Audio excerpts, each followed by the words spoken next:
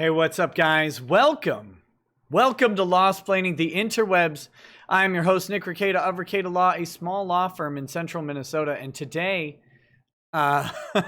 we are here to discuss the goings-on in the world, and there are some things happening.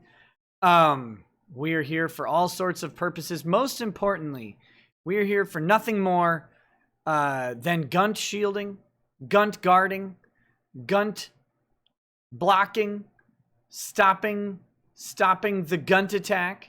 We have to janny it up. We got to sweep it up. And that's what this show is really all about. In fact, I can't express enough how much my show exists solely to guard for Ethan Ralph. In fact, it's crazy. I never told you guys the origin story. The origin story of the channel. The genesis of this channel was actually just, I got a phone call from Ethan Ralph, whom I've known forever. I should have probably disclosed this a long time ago. Ethan Ralph and I, we were banging 18-year-olds together when we were 2.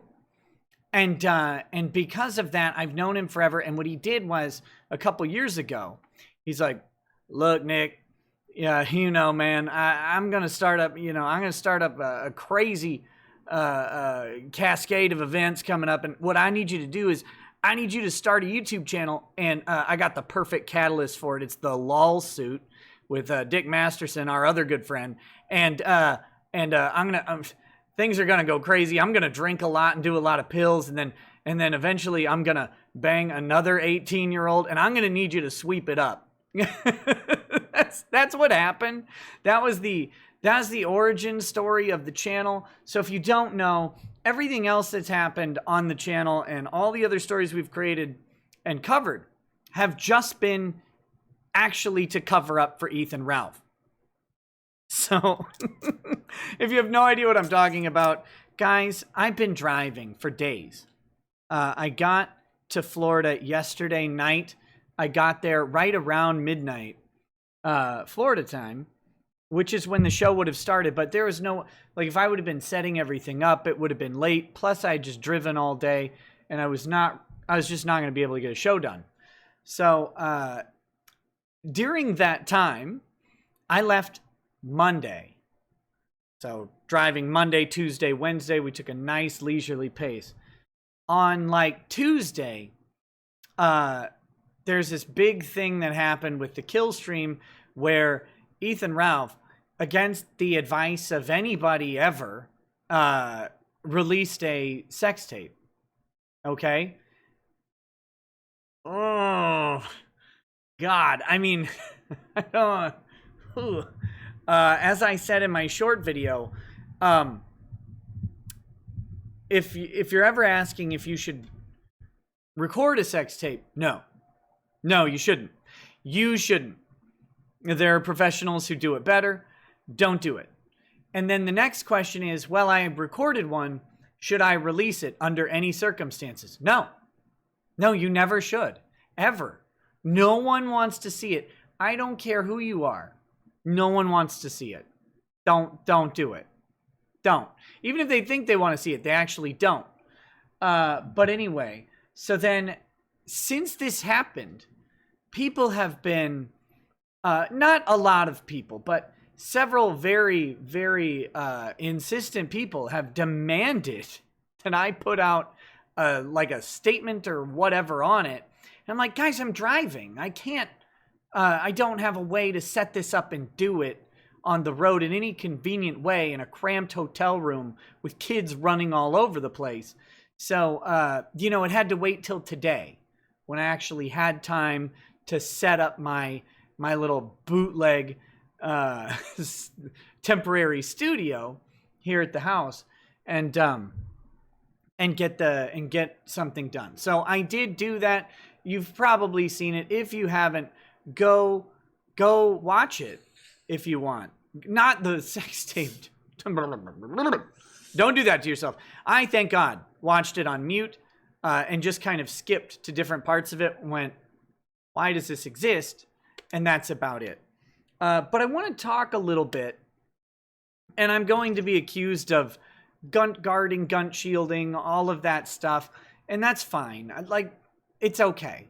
I'm not here to change your mind on any of this stuff, but I do have a couple things to say about camaraderie, friendship, even acquaintanceship, about judgment, about all of these things. And, you know, you can agree or disagree with me, but I'm going to give you my perspective on some of this stuff, because the internet, the way the internet works, I've learned I'm not a scholar or sage on it or anything, just in my dealings with the internet, it works in a very particular way. And that is, everyone else has to not only know, but determine and then drive the nature of all of your relationships once you're on the internet. And it's really a product of people having very strong opinions about stuff, and that's okay. That's okay. Is it as bad as the Pegging Preston video? No. Not in the same way, but in other ways, kinda. But anyway, the internet it is like a sentient being, and it defines and it determines the scope of relationships. It determines what must happen in them, and they know. It, not they. I don't want to individualize people on the internet. It's not fair to what the internet is. It knows everything, even that people don't know about their own things. So I want to talk about this because I find it interesting. If nothing else, I find it very interesting. People, since all this started, people have wanted, for example, and this goes before Ralph. It goes back to Dick's stuff. It goes back. There's anytime something comes up, this is what the people or what the internet wants to happen. It wants a condemnation. It wants a severance of a relationship.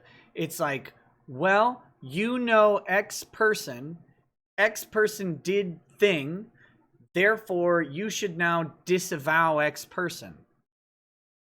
And something I've tried to stress over the past 3 years is that I don't really care if a person I know or am friends or acquaintances with, if they do something stupid or gross or degenerate or disgusting, that's on them. That's on them. They can deal with that however they're going to deal with that. If they do something bad to me,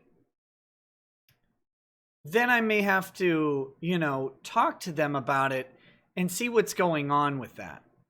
And you know, if they're not doing something to me, though, I'm not going to disavow someone or whatever because they do something stupid, right? Like, I didn't make a sex tape. I didn't release it to the world. I wouldn't do that. I don't think anybody should do that. In fact, I found it to be rather disgusting in general. Like, on a moral level, I found it to be pretty gross. On a, you know, other level, it's not an appealing video. But that doesn't mean that it, like, somehow wronged me. I don't care. I don't know these people. Like, I know Ralph. I don't know Faith. I don't know the other person. I don't know Faith's family. And I don't, you know, it's not that I wish them bad. I don't. I just don't know or care about them at all.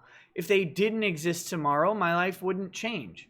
As is the majority of humankind, right? Like, if any one particular person or even a small group of people disappeared tomorrow, you likely wouldn't even know about it. In fact, it happens every day in Chicago, right? Like, swaths of people are killed on a weekend by weekend basis. And your life is no better or worse because of that for the majority of you. Majority of us. So I don't care about that.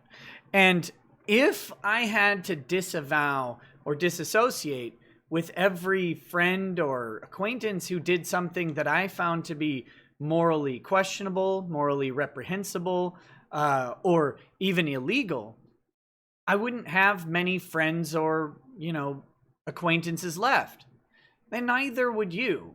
The problem is, with the internet, everything is in public and it's inflated beyond what it is. So there's no way. Like, I tried to make a very fair video about the Ralph sex tape, and there's more to discuss on the topic. And I know I got one thing particularly wrong in the video. Apparently, Faith does show her face. And okay, like I said, I skimmed through just at bits, and I didn't really want to see any more of that video than was necessary. So if her face is shown, you know, if she's identifiable from the video, well, that knocks out one of the elements, right? It's important that they are able to identify the person. And then you can just adjust your opinion accordingly. And that's fine. It doesn't change the rest of the analysis or anything like that. But what I tried to do is make a fair legal breakdown of the video, as I do with any subject that has law involved. And I took a couple jabs at Ralph because, I mean, the video it's a video of Ralph having sex with someone. Like, I don't want to see me having sex with someone either. But I certainly don't want to see that. So I take a couple jabs here and there, all in good fun or whatever. But at the same time, what the internet wants, or what a sector of the internet wants, is they want me to come out and scream that Ralph will go to jail over this. He'll be in prison forever. And that's not true. It's not true. It's not true. In fact, this is one of those things where even if, this is a strong if, even if it's technically a crime, it's not going to be a high priority issue unless Faith were to make it a high priority issue. But here's the thing about Faith and what people kind of maybe need to be putting together. Whatever she is in general, the DMs going back and forth and getting leaked by all parties involved here seem to indicate that Faith has an honesty issue. And if Faith were to try and make this thing something big, and I have no idea, I've never talked to this person. I don't know anything about her inclinations or whatever, but she seems to have a real honesty issue. And so if she were to make this a big thing, a DA is going to be looking at, as part of collecting this evidence, these sets of text messages that are giving conflicting sort of stories to different people. And they're going to have to reconcile that their witness, one of the key witnesses in this case, might not be the most reliable person and might be able to quickly impeach their character for honesty really fast. And as a defendant in a criminal lawsuit or a criminal action, you have the ability to impeach the credibility of witnesses, and they don't have much ability to impeach yours unless you raise it yourself. Because Ralph wouldn't really have to testify. Like, this is how criminal trials work, is that the state has to prove their case. Ralph doesn't have to prove anything unless he's asserting an affirmative defense. So, in this case, the state has to bring the witnesses. And then if those witnesses are, for example, Faith, and then she's got a bunch of text messages saying X over here, and then Ralph can present text messages saying the opposite at the same time to someone else over here, then we've suddenly got an impeachment of their testimony. Well, why is this set of messages truthful and this one isn't? And suddenly they start to, as a defense attorney, you would start to break down their questioning by saying, well, but you weren't honest here. Why should we believe you here? And you start breaking down their integrity, their honesty that way on the stand, and the case starts to fall apart because Ralph doesn't have to prove that he's innocent. All the state has to prove that he's guilty. And so when your key witnesses have honesty problems, that can be demonstrated and exploited, as seems to be the case here, you're going to have a hard time doing that. And it's not, again, this is the hard part about law. It doesn't make what happened right or even not illegal. What it makes is a hard case. And a hard case for a misdemeanor for a DA in Virginia might not be that high on the priority list. And that's where people need to realize that there's lots of legal theory that can break down every situation. And if you did, you find that many adults commit many small crimes per day.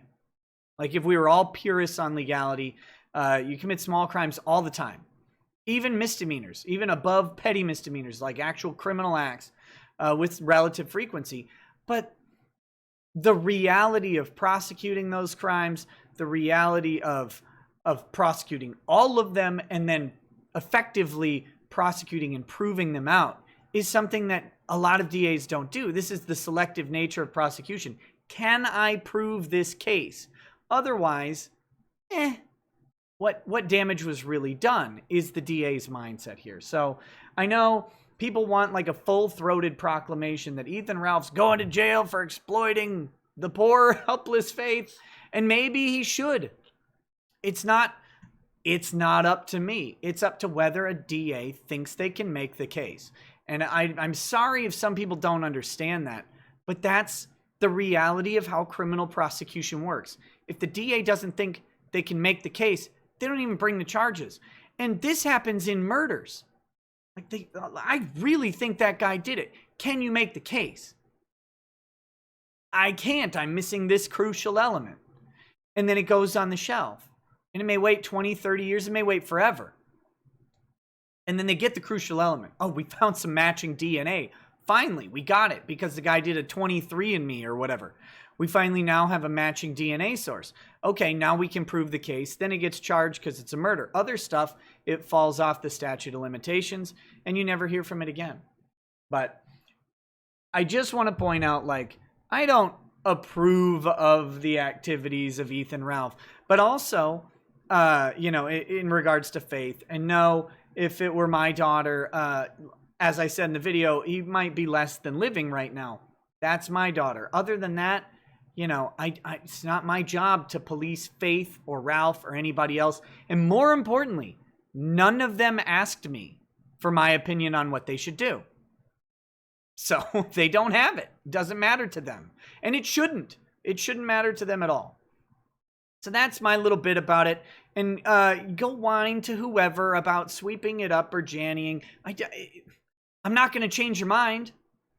But I try and give everybody an even-handed take on this. Again, I'm waiting to give Chauvin an even-handed take on the Floyd case. Because I know I've been harsh on Derek Chauvin in the Floyd case. And I want to give a proper defense approach to Derek Chauvin to be fair. But I'm waiting for more evidence to come out about the case from his perspective that relates more to him than it does to his co-officers. When I'm assessing a legal issue, that's what I try and do. So.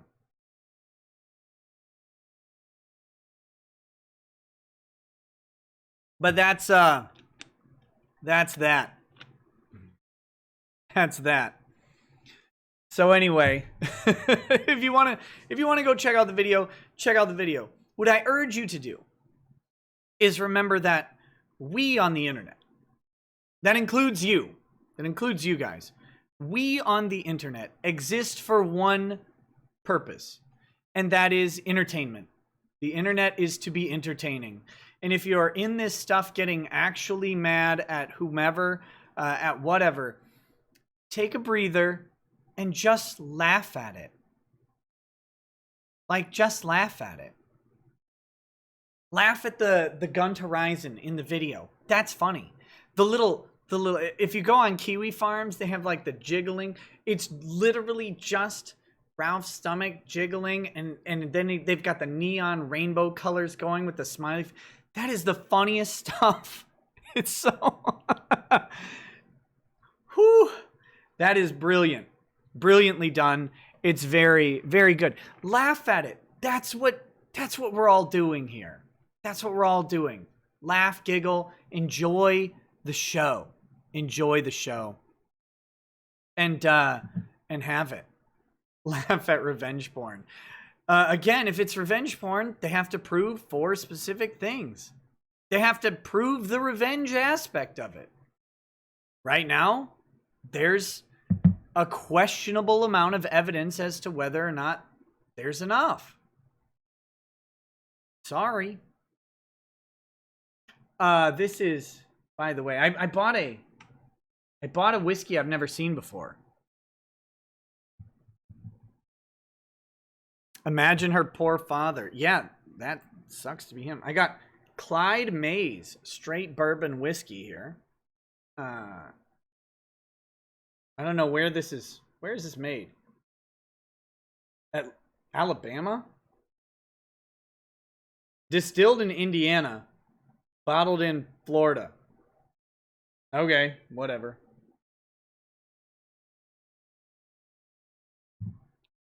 Whew. Let's give it a shot.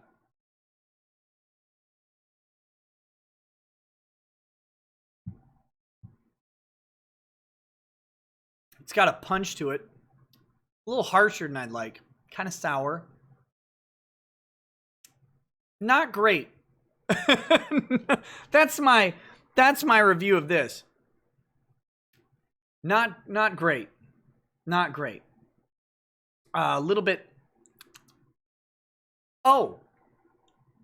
I know how I can rate it. Just a second.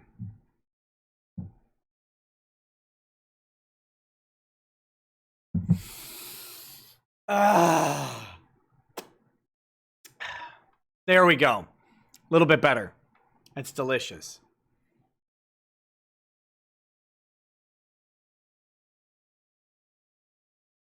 Oh my goodness. So what else? What else are we covering? What else are we covering?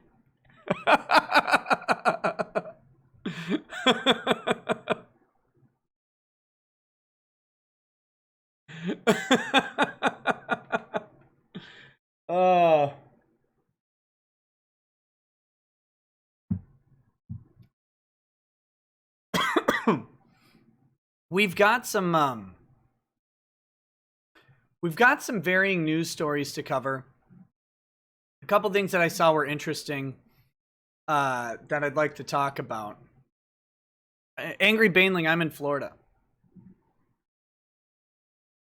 Which is why I don't know how many times I said before that I would be going to Florida, but I'm in Florida now. That's not what I want. No. Where did my...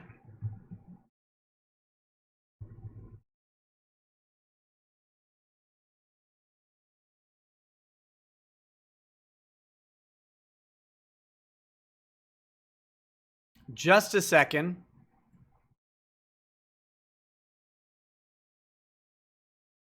I managed to shut down my Chrome browser.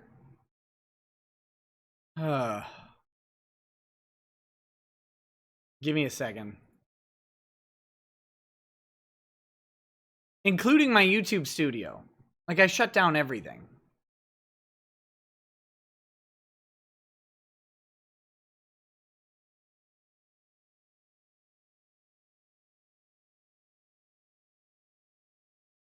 But, oh my gosh, where is this?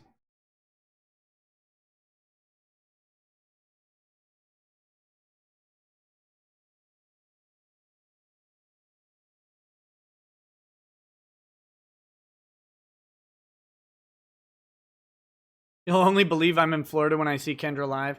I gotta reach out to her and see if I could drop into her office for a visit or something. Okay.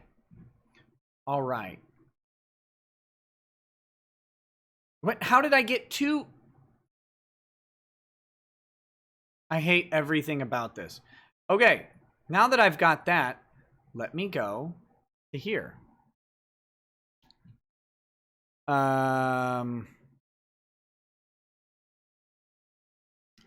This is an important story that I really want to talk about here. Hold on.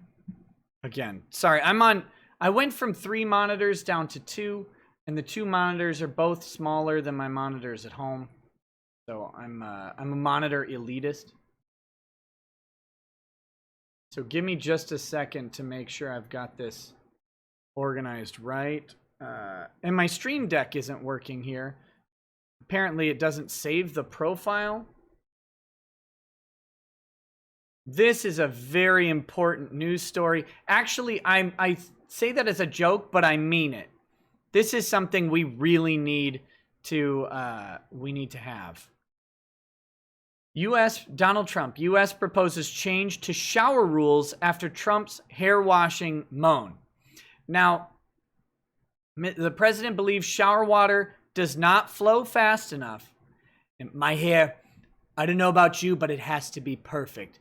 This man is winning my affections with everything he says. With everything he says, this man is winning my affections. Guys, have you ever taken a shower ever? Because if you have, you know that no matter where you are, there is not enough water pressure. There just isn't. There's not enough water pressure. There's not enough water flow. Anywhere on earth. If it's not ripping the skin off of your body, it's not hard enough water. And I will carry this to my grave. Especially if anyone has ever worked like outside, which I try to never do. But if the days that I do have to work outside and do like real work as opposed to clacking on a stupid keyboard, and you come in, all you want is a shower that'll rip the grime off of your body and the like shedding skin and the sweat, and you need all of that gone. And you can't do it because you're like, and this little comes out. No more. Trump is on it. Trump is on it. He wants higher flow, higher pressure, and it needs to happen now. And of course, this is something everybody should be able to get behind. Everybody should be able to get behind this. Because all you have to do to not have more water coming out of your shower is not turn it on full. It's pretty simple. You could just not do that.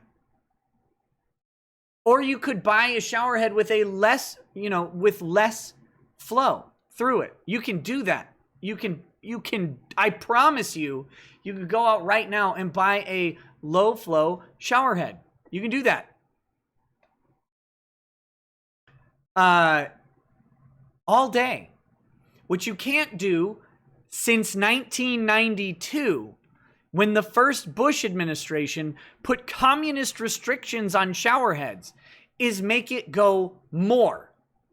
It has been, guys, the flow of your shower water has been regulated. Regulators has been regulated for 28 years. Many of you were born after the shower revolution. Many of you post-date the regulation of showers. You've never had to experience. You've never even been able to experience an unregulated shower head. Ever in your life. Think about that. You've grown up not knowing the majesty of a full flow of water coming out of your shower spigot.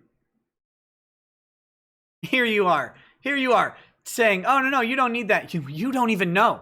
You don't even know what it's like. You don't even know what it is.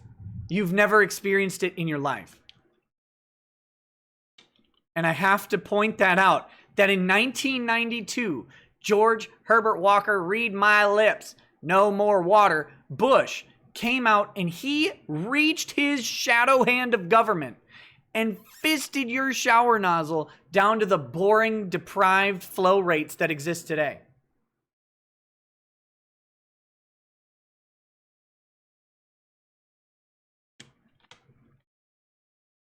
Now, Let's talk about who's against it. Do you want to guess? Do you want to guess who is against it?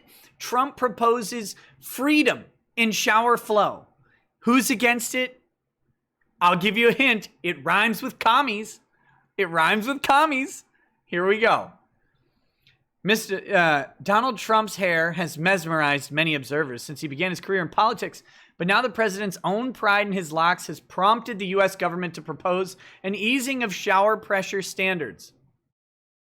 The Trump administration proposed rule changes that would allow showerheads to boost water pressure after Trump repeatedly complained that bathroom fixtures do not work to his liking. This man is a billionaire.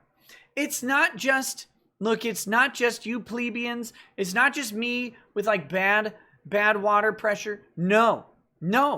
Billionaire Donald Trump, infinite resources to retrofit a showerhead. He can't get the water to come out fast. He can't do it because they don't make them.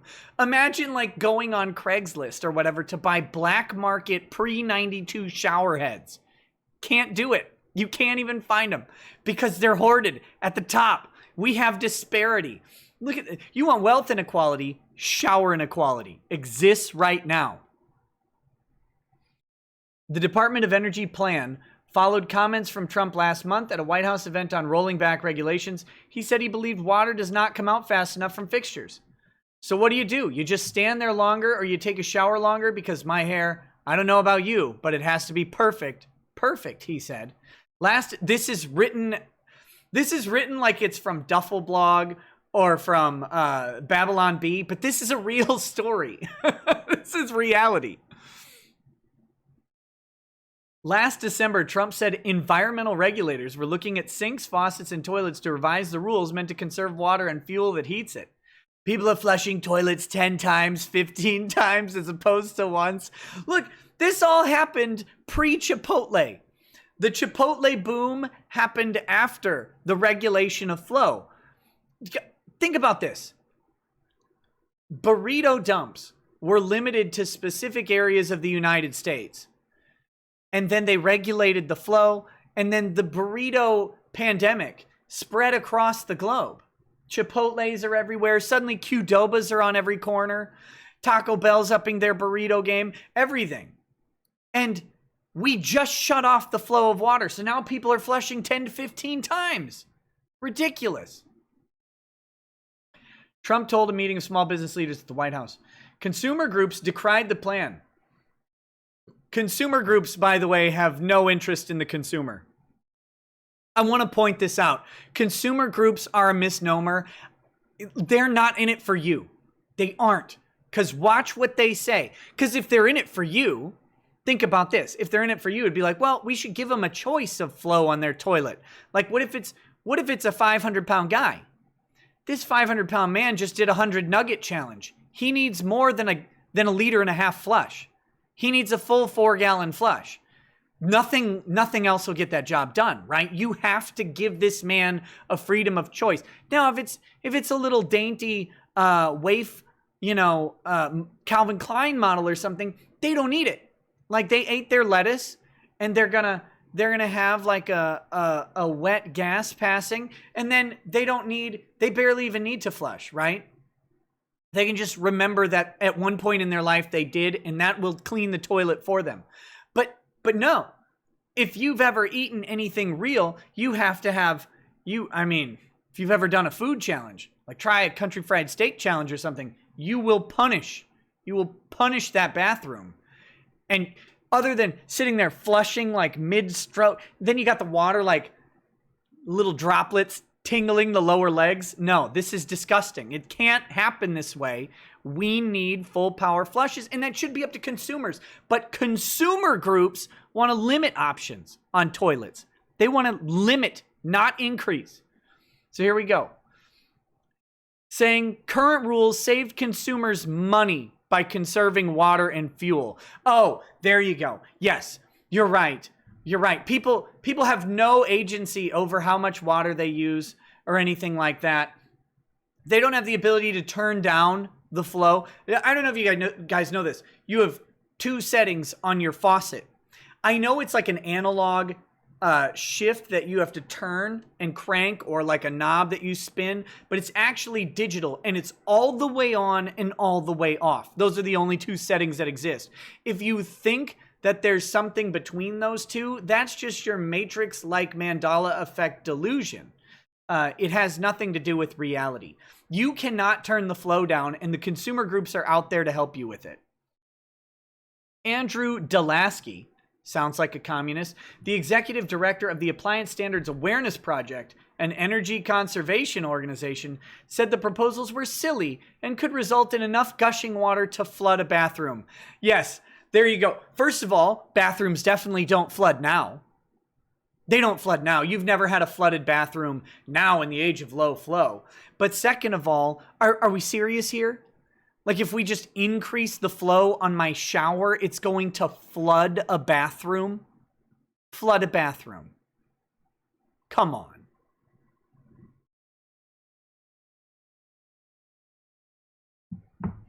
The country faces serious problems, he told the AP. We've got a pandemic, serious long-term drought throughout much of the West. We've got global climate change. Showerheads aren't one of our problems. They're not one of your problems because you're a filthy hippie who never showers.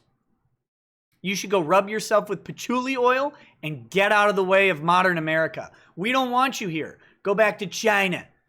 Go back where your ideas are welcome. This is ridiculous. I am fully in support of this. Change the standard. Give me my water. See, Mad Max, you think those guys are like, oh no, we want to limit the flow. No. Who limits the flow? The bad guys. Mad Max, free water for everybody. Water all over the place. Open the floodgates. Get your own water. David Friedman, really? The vice president of Advocacy Consumer Reports and a former acting assistant secretary for Department of Energy, probably under Obama, said the new rule would cause a big increase in wasted water and cause a rise in utility bills. Oh, there we go. Yeah. Again, look, guys. Your water bill is going to go from $40 a month to $43. If you just have... Except you'll be taking shorter showers. Like, that's the thing, right? Like, that's the idea. If I step into the shower and I turn it on and it blows my skin off, I turn the shower off much, much faster. Because I don't need it. And higher flow rates means the hot water gets to the faucet faster because it's flushing the pipe that much quicker. This is ridiculous. These people don't want any comfort for you anymore. Instead they want to be in control of how your money gets spent. It's like, let me control that. Let me worry about my wallet. Thank you. I don't want your help. I never wanted your help. Your help is not welcome here. Your help is not welcome here.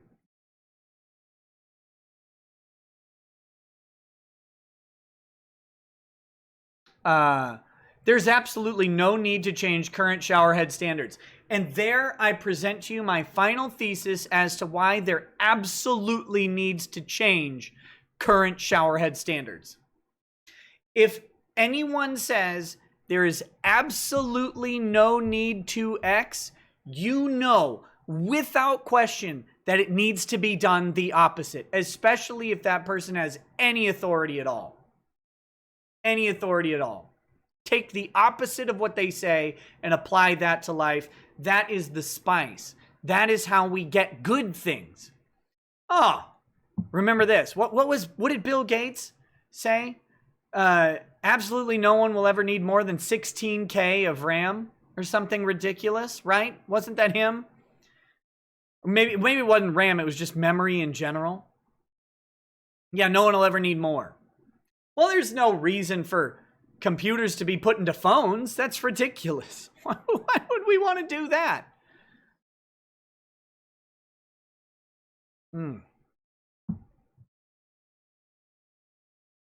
The proposal would effectively, here's your history lesson, would effectively allow shower fixtures to include multiple shower heads that would get around the 2.5 gallon per minute standard Congress set in 1992, when Trump's fellow Republican George H.W. Bush was president. Why did Congress limit the flow of shower heads? Like, why did that even happen? The Energy Department also proposed easier standards on washing machines. Trump administration says its regulatory rollbacks save average American households $3,100 a year. But conservationists say easing bathroom fixture standards could boost energy and water costs. So here we go.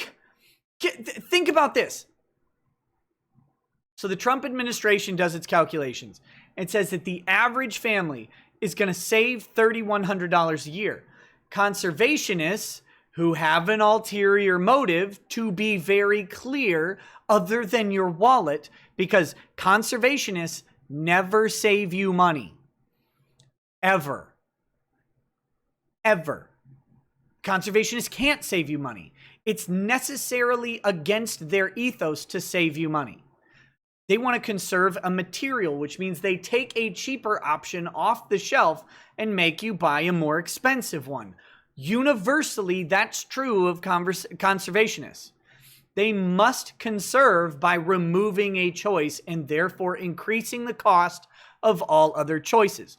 So, Trump team calculation says we're going to save the average American $3,100 per year. These people say, well, energy and bathroom and water costs are going to go up.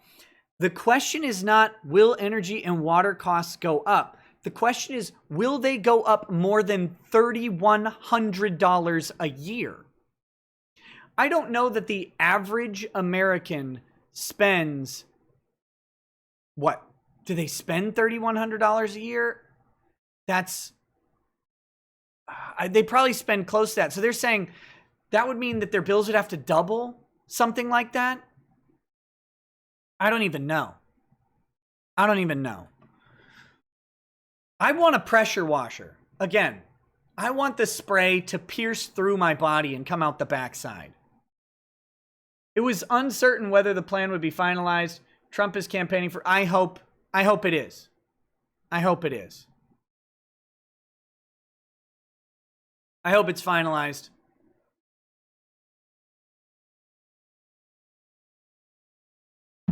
How are people going to get clean?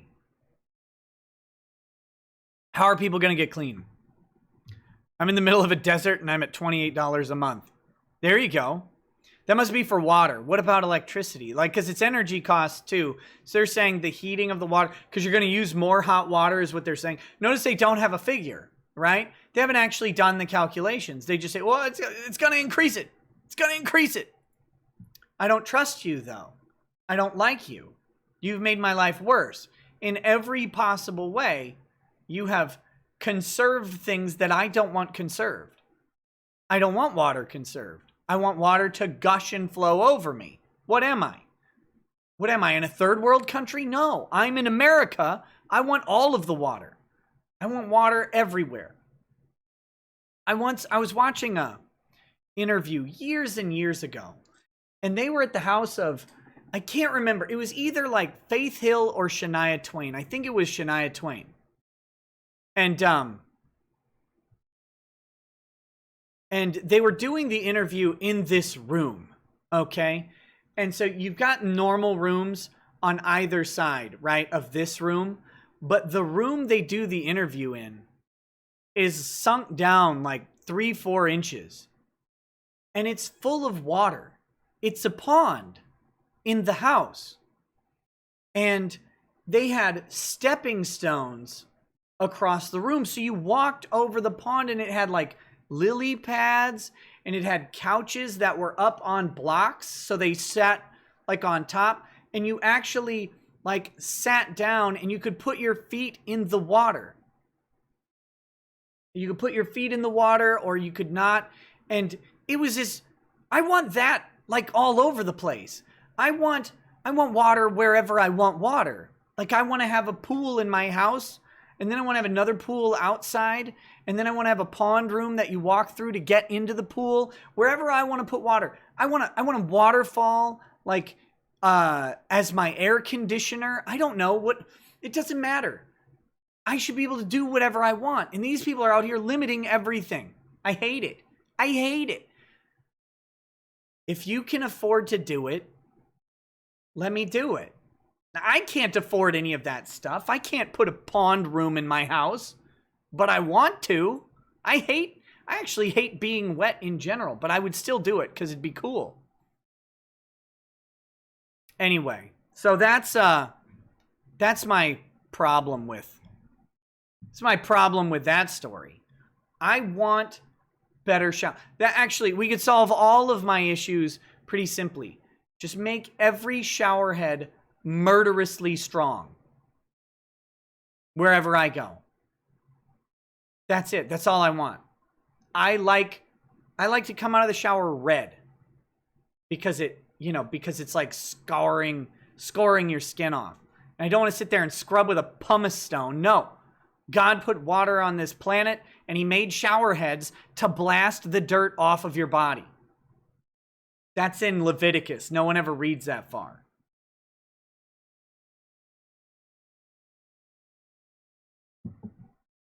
Okay. What else do we have going? Oh, we've got some super chats. Let me do the super chats, and then we're going to talk about Critical Blast and Bleeding Fool have dropped some hot news stories, respectively. They're about the same topic. They're about Stephanie Crook. I don't even know her name anymore. Stephanie Crook. And they've got new info. Let's put it that way. We're going to take a look at that. This is in regards to the Comics Book Whisper Network, and we should talk about that Whisper Network as much as possible because these people do not want to talk about it. I see you on Fortnite versus Apple, and I'm going to talk about that, but not tonight because I haven't had time to research that. I don't know what's going on. All I saw is like Fortnite was taken off the App Store, and all I thought was I don't play Fortnite. But now it's like a big thing. There's some transaction charges and all of that stuff going on. I don't know enough about it to competently even muse on it. So give me a day and I will put something together on that. I just don't know. I don't know. Another thing we might get around to talking about, we might talk about one thing I left out of the Ralph video that I did is the possibility of a civil suit. I didn't really talk about it. I mentioned that what we were talking about is not in regards to a civil cause of action. It's the criminal cause of action. But there is a civil cause of action that could be brought. And that would be, it would be similar, but it'd be under a significantly reduced standard. But it would involve having to prove out damages and stuff like that. So we can maybe talk about that. But let's, for now, we'll table that. Maybe that's a second short video to cover it. Again, at this point, all the stuff about Ralph is purely speculation. No one's done anything. I also have to say, guys, a great thing has occurred. And I am definitely going to do a short video on this because it's so good. People have to know about it. And when you see the video come out, I'm going to ask you to share it as wide as possible. Romeo Lacoste has appealed. Romeo Lacoste has appealed the judge's decision in his case. What that means is that Romeo Lacoste is going to enshrine in law that can be researched easily that he is a pedophile. Let that sink in for a moment. Because right now, Romeo Lacoste lost in district court. In district court, Romeo Lacoste lost by saying, actually, I am a pedo. That's what he did. At that point, it's hard to find those rulings later. Like if you're watching, fine. If you know the case number, fine. But that's not going to show up on like Westlaw. Unless you have really like high-end you have to have pretty high-end stuff. It'll be on Pacer and stuff, but now there will be an appellate case published in a federal register. Potentially. It could remain unpublished, but it'll be a federal appellate case that people can actually cite. And it will be Romeo Lacoste. It'll be the court having to reason with the fact that Romeo said he did it. That'll be there forever. Clear as day. Like a law student might stumble across it someday. They're like, okay, let's talk about anti-slaps. Who's this Romeo Lacoste and this Keemstar guy? I seem to remember a YouTube channel by the name of Keemstar back before I was in law school and I actually enjoyed life. Let's see what this says. Oh my God, this guy said he was a pedophile in legal documents. Oh, and that's also going to increase the cost for Keemstar, but subsequently it will increase the fee award for Keemstar, because that is an ill-advised appeal.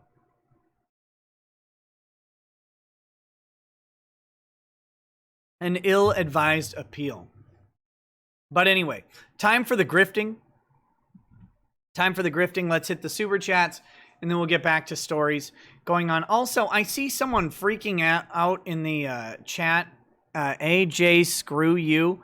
I don't know who you are or what your problem is. So you told me to let you on. I don't know what for. But anyway, have fun screaming in the chat. That's a weird one. RZEQDW says, what happened while I was gone? Quoting me. Not too much. Just I'm probably getting kicked out of your country. Maybe forever. No big deal. This is not a joke. Dude, I saw your direct messages and I'm glad you got two completely different opinions. And that's the beauty of law. But we need to talk about it more. If there's anything I can do to help, let me know. Because that's crazy. That's crazy. Tet says, just got a full-time job, so woohoo! Question. And this is a good question. If weed is legal by state but not federal, can a job reject you for failing that particular part of the UI? One wasn't required but would be nice to know. Yes. Yes, they can. Absolutely they can. Generally, unless there's a state law that says that they can't, generally speaking, whether weed is legal or not is not relevant to the hiring decisions of the company. And if they determine through a UI that you violated their policy against marijuana, then there's nothing you can do about it.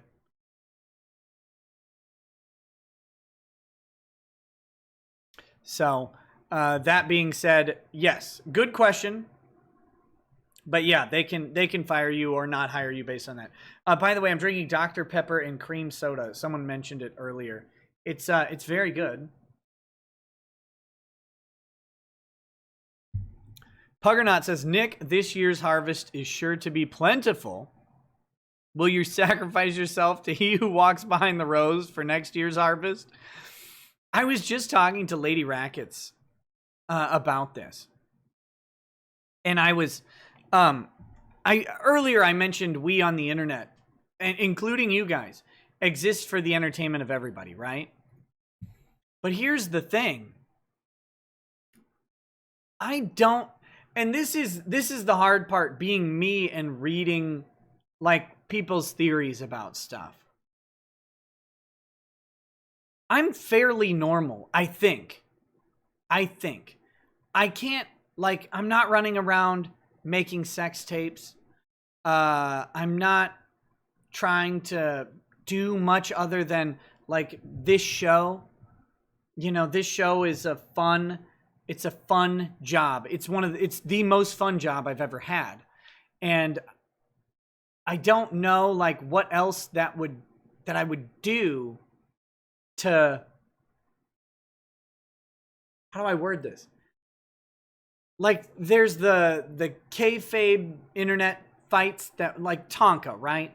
Like, oh, I'm going to fight you IRL. Like, I'm not out challenging people to fights. I don't really care about any of that stuff. I just want to talk about lawsuits and funny stuff and memes and enjoy life in that way. So when I read like the conspiracy stuff and, oh, these people are doing this for that other person, I'm like, what is that? But I get it.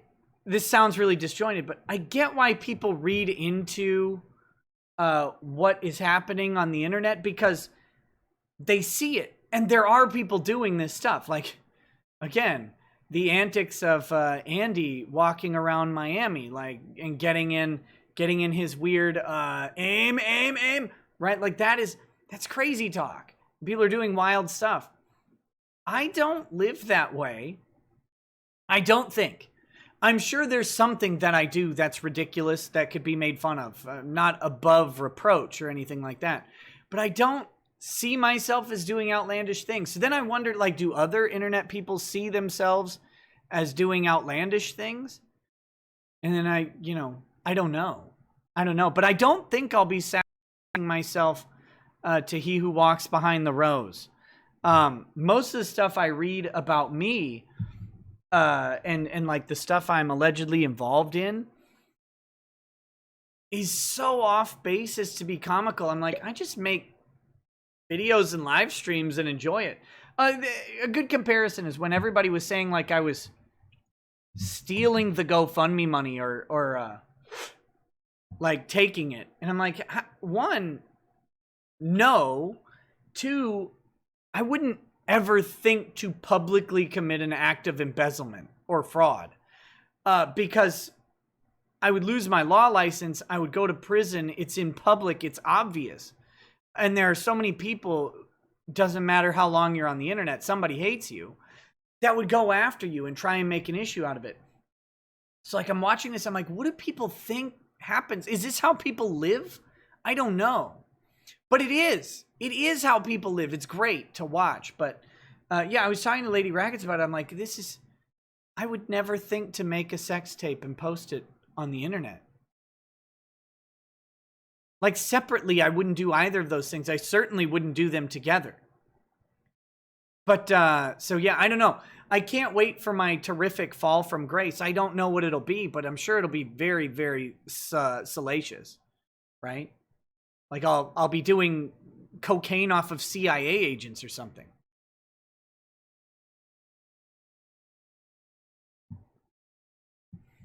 But yeah, I don't know. We'll see. We'll see. Stay tuned. Stay tuned. You'll only know if you watch and subscribe. No, I'm just kidding. Find out on my Patreon.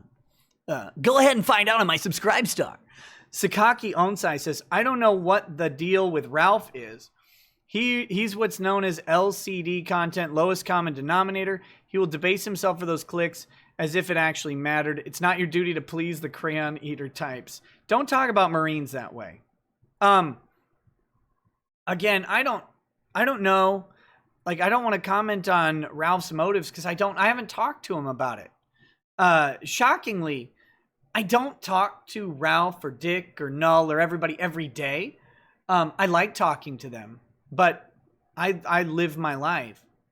So, there are people I do talk to with a lot of frequency, and most of them you've probably never heard of. But people message me and they say something interesting, and then I, engage in a conversation with them, and then sometimes I converse with those people with frequency. It's, like I said, most of them you've probably never heard of at all. As far as other e-celebs go, or whatever, I like talking to people, but they're busy and I'm busy. So it doesn't happen very much. But no, I haven't talked to Ralph about this. I probably should. I heard he was kind of throwing some shade at people who hadn't talked to him. And again, I don't care. But, I should probably reach out and talk to him and just get his side of the story. Because it's a funny story. It's a funny one. Nova Zero says, look, Rackets, China's flooding all over the place. They're more pro-consumer than American commies. Your communists are just embarrassing. Terrific. They are. Red Pirate 115 says, Nick, how will you react if someone you know does something truly repugnant like murder or rape? On a lighter note, how much respiration are you willing to pay for? How much respiration am I willing to pay for? I don't know what that means. Here's what I've learned as a defense attorney.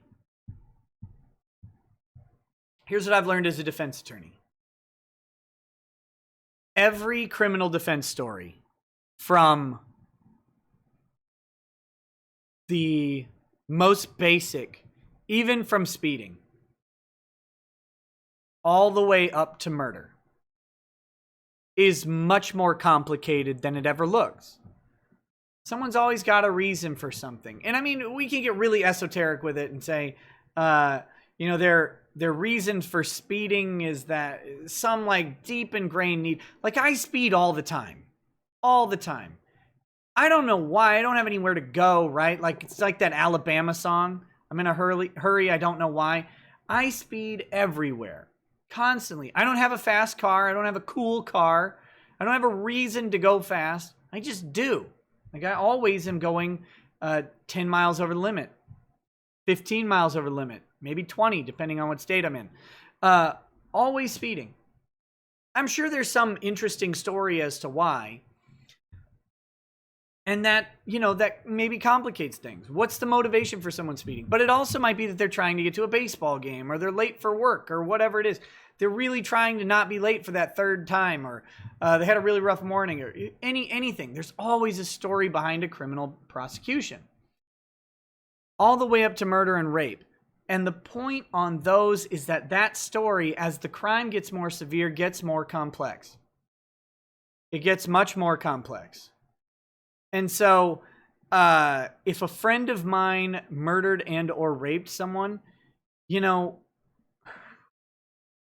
would really depend on the story and what was going on.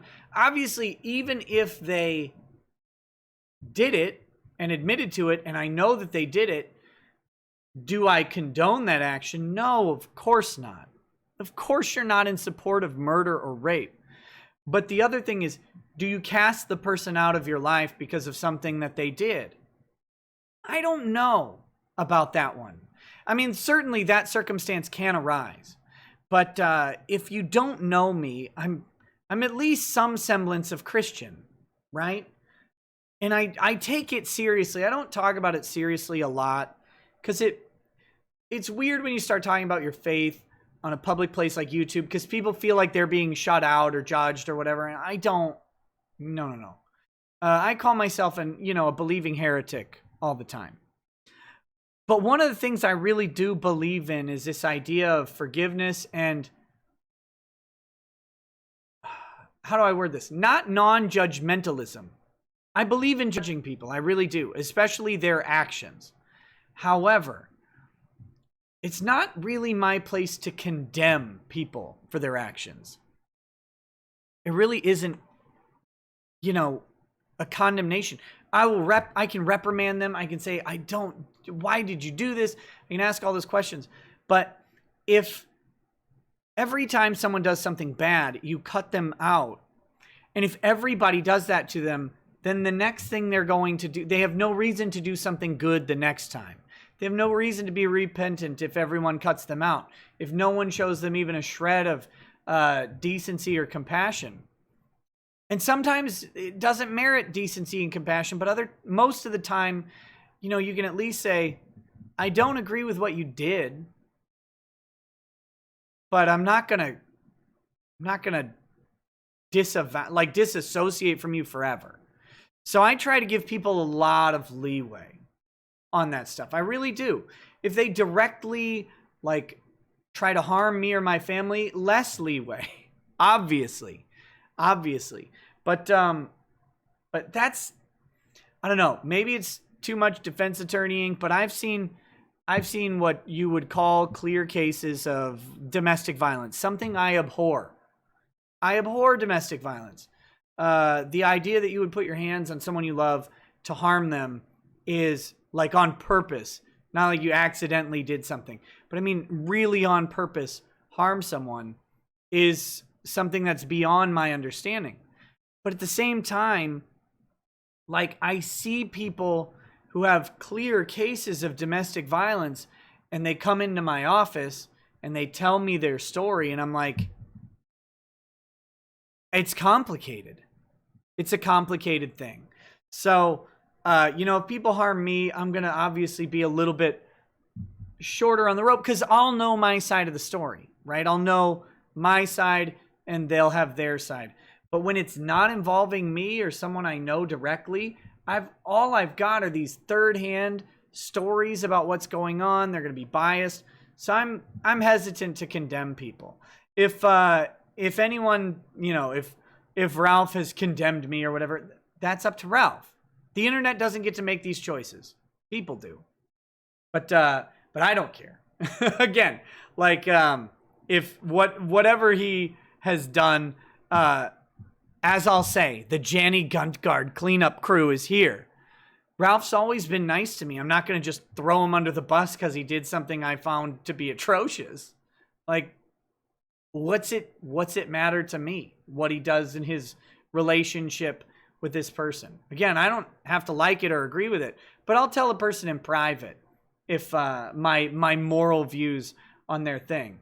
And if they don't like me at that point, then they don't like me. That's okay. Anyway, I hope that helps explain that what they do. If they did something truly repugnant, one thing, I know there's a bigger story.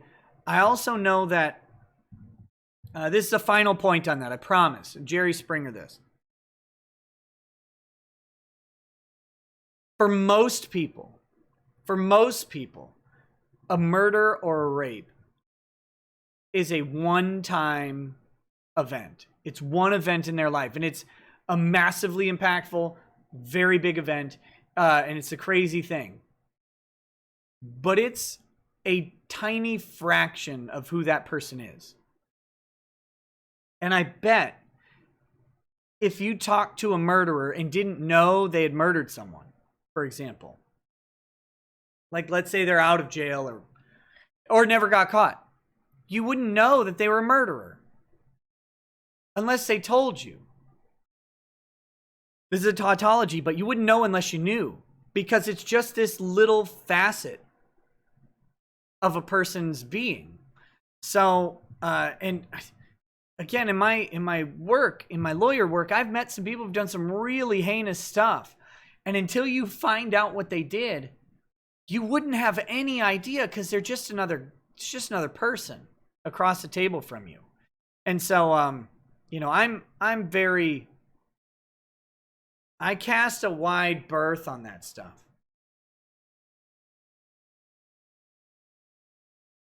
So, I hope that explains that. I don't know.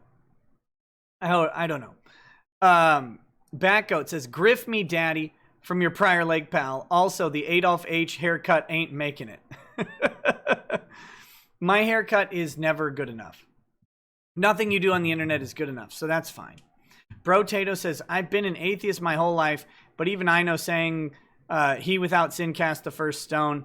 The amount of prejudged Christians I see is amazing. Never read the Bible, but am I more devout? But I am more devout than most Christians." Yeah, well, yeah. it's an unfortunate effect of Christianity and any moral system, is that once you're in a moral system, you feel fit to judge other people based on your moral system. And, you know, that's how people are.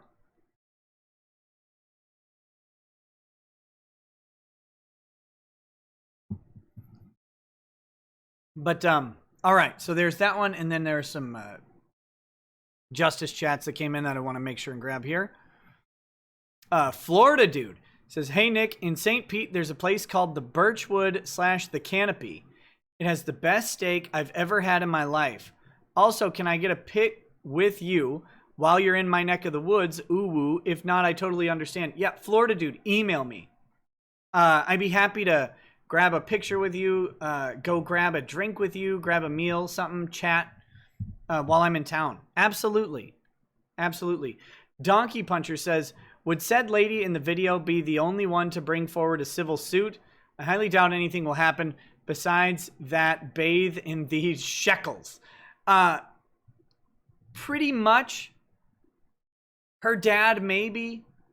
And every step away from the subject of the revenge porn, is a weaker case. Okay, so her ex-boyfriend, and by the way, is that guy actually her ex-boyfriend?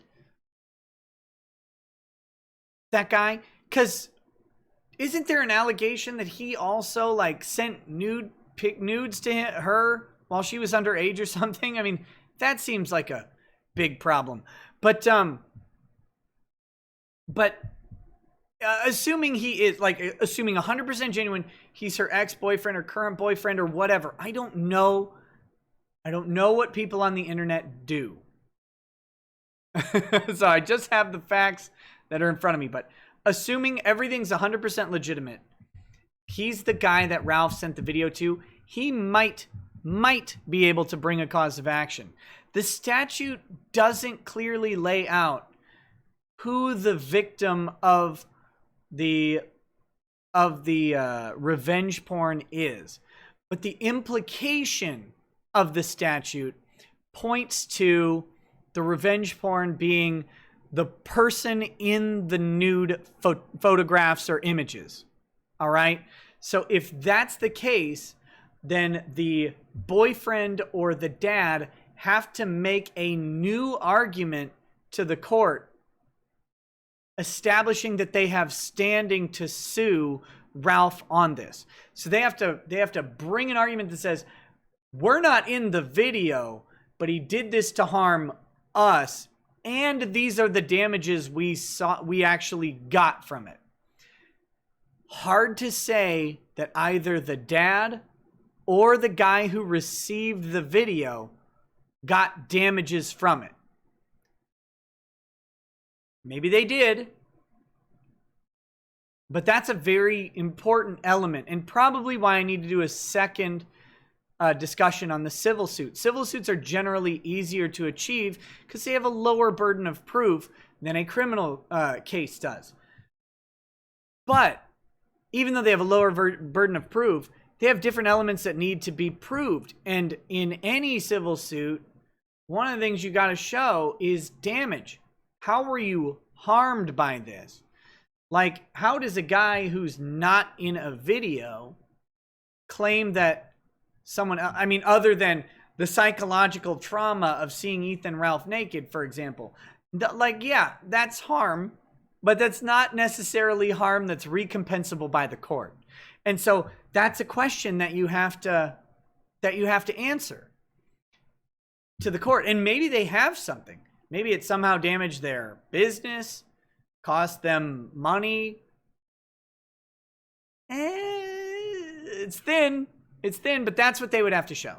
So as to whether or not they could bring suit, every step away from a person inside the video is a weaker and weaker case. And it gets weaker exponentially and very, very fast.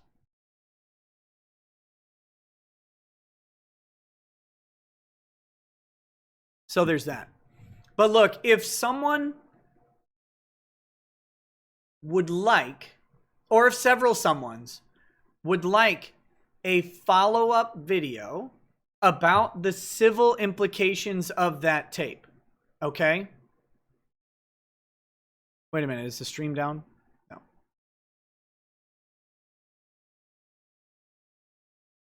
Okay, the stream is back up. Chill out. Let me restate. Let me restate this because I want people to know this. If anyone out there would like a civil breakdown of the case and has specific things that they want to address, because I see the chats going by, but I'm not going to remember that chat in 2 hours. All right? I'm just not. If you have specific questions that you want to see answered in a civil video about her being intoxicated, about, these various things, go ahead and DM me on Twitter. Say, with something like, in all caps, this is about the civil suit for revenge porn, as the first line of that DM, and then send me a list of things you would like to see covered in that video. And I will try as best I can to compile those things and put out a comprehensive Question. Civil suits have a lot more flexibility. Criminal suits are really limited to the statute because criminal protections or protections against being called a criminal are so strong in the US. Civil suits, that goes out the window, and you get into crazier legal theories and bigger legal questions. Go ahead and DM me on Twitter and send me that list of things, and I will try and incorporate all of those things that I can into a list and address them in a video. I would love to do that. I would love to do that and answer the questions. I can't do them all here and without grifting you, and I don't want to grift forever. Wait, no, I do until I win the biggest grifter competition, and then I don't. But after that, no. So send me the things. I just don't want to sit and like address the chat over and over on this, and I will forget the question you ask, or I might not even see it in the chat window. So send me that list, and I will try and compile that and put it together and really put a solid video with lots of those answers out on a civil suit. I think it's a really interesting subject, actually. And I did, I went on Westlaw. I researched revenge porn laws in Virginia and the cases around them. They're very uninteresting, shockingly. And there's not a lot of case law about it. So it really does leave us with a lot of potential legal questions.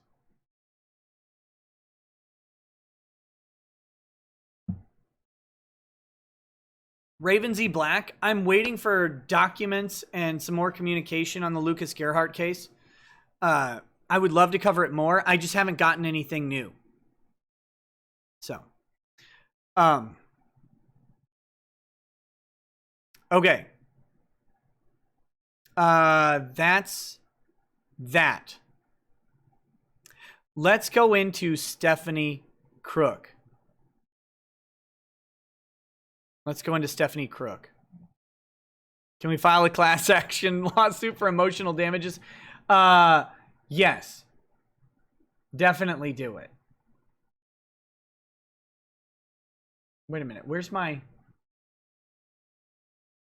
What? Oh. There we go. Okay.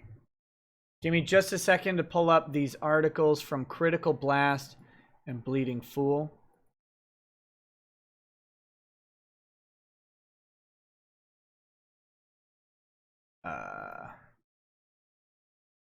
Critical Blast had the scoop on this one, so I'm going to pull up their...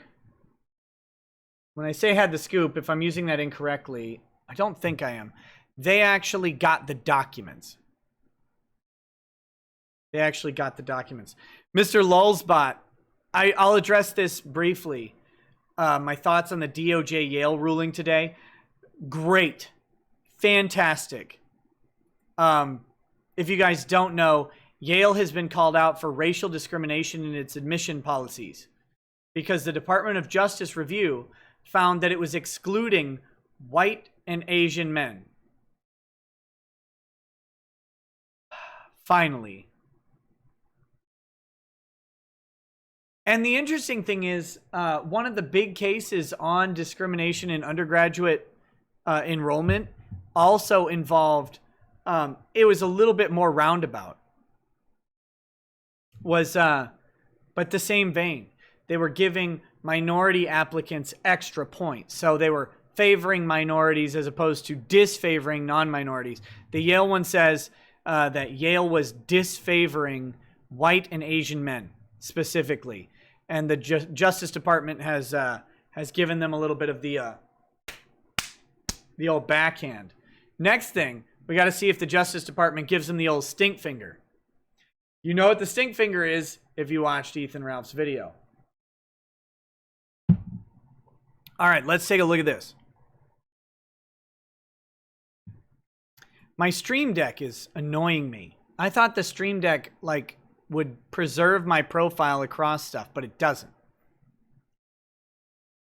All right. So if you didn't see this before, this is about the Whisper Network. The Whisper Network. Oh gosh, this chair is ludicrously hot. The Whisper Network in comics involves a group of predominantly women who have an absurd amount of power over the careers of men in the comics industry. And these women are not like women of import. They're not prominent, but they have a massive amount of power, balanced only by their massive amount of personal weight.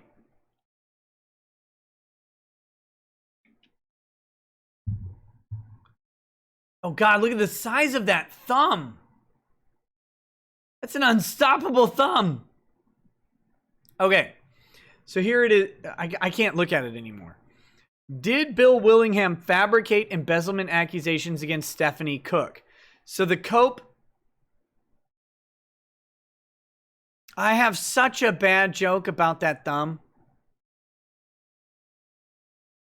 Can I say the bad joke? Let me have one more drink and then I'll say the bad joke.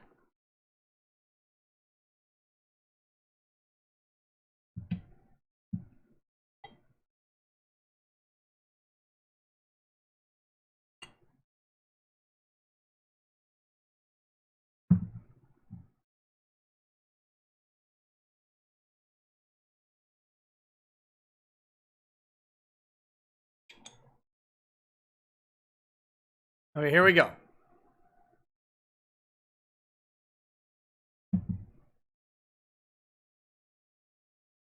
Look at this thing.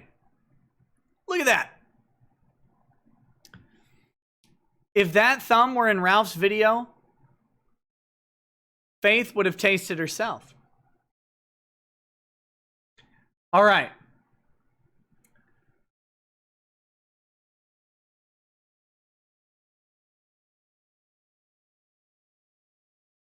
I apologize in advance. Or, well, no, that's a latent apology, not a patent apology. I apologize for that.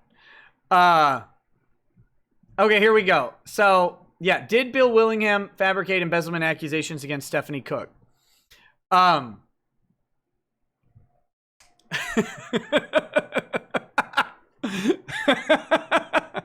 So, the Whisper Network is a group of women who are in comics who have undue influence in comics, particularly over the careers of men. And many men recently saw the flex. They saw the flex of the Whisper Network as some of their careers, their projects got shot to shambles, despite them being very accomplished, over mere accusations about inappropriate behavior and conduct. However, in the Whisper Network expose, something was uncovered. A very prominent writer, Bill Willingham, had employed a young Stephanie Cook as a personal assistant, and he had alleged that Stephanie Cook had embezzled money from him over a period of years, some amount over that seems to have been north of $10,000. The exact amount isn't really ever specified or known. At the time, it was an amount with more to be discovered, etc., yada, yada, yada. All right?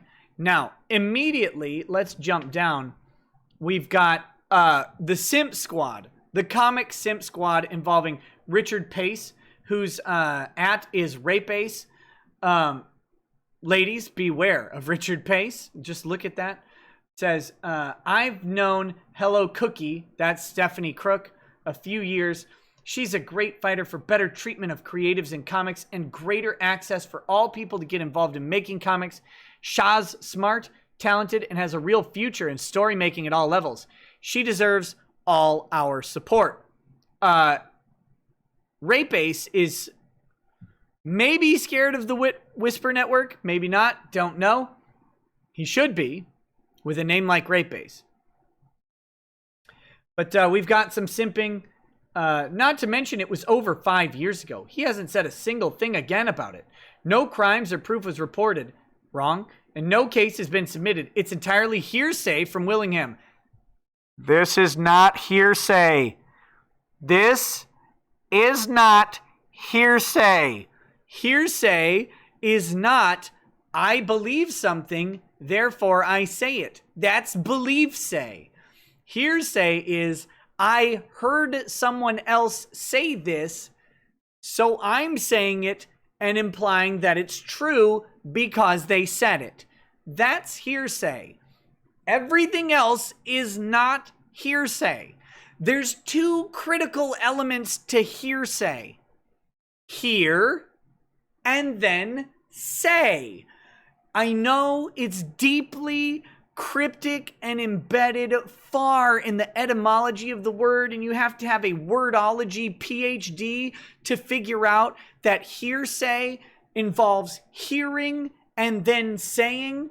But Bill Willingham, as the victim of a potential crime, is not hearsaying by talking about the act that happened to him.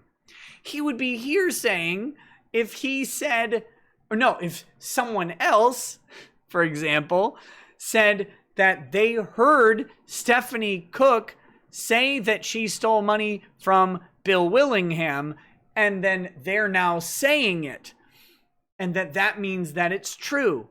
That would be hearsay. Although it wouldn't quite be hearsay because it would be a party exception, as Stephanie Cook would be saying something against her interest.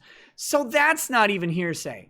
It would be more appropriate to say, I heard Rape Ace say that he heard Stephanie Cook say that she said this thing, that she was stealing money. Therefore, it's true that she said it because Rape Ace said it. That's hearsay, where you've got you talking about something that some third party said, not a party to the lawsuit, not a party to a criminal action, that they said, and using that to be a true factual statement because they said it. You have to hear it and then say it. Otherwise, it's just say. Right? If I say, Rape Ace is a danger to women, for example, then I am saying that. No, I didn't hear someone say it. I just said it. Rape Ace is a danger to women. Anybody with the name of Rape Ace is a danger to women. What is this?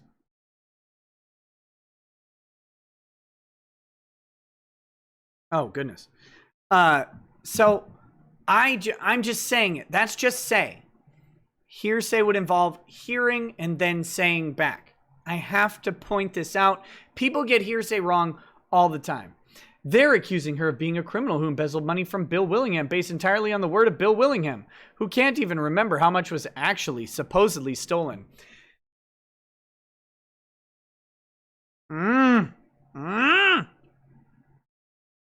It's really hard to know in an embezzlement case how much was taken from you. When someone has full access to your financial information, and they, as she was doing, use it to draw their own paycheck, for example, it's hard, and they make purchases based on business. It's hard to know the exact dollar amount that was taken because accounting all of that is difficult. You put a lot of trust in it.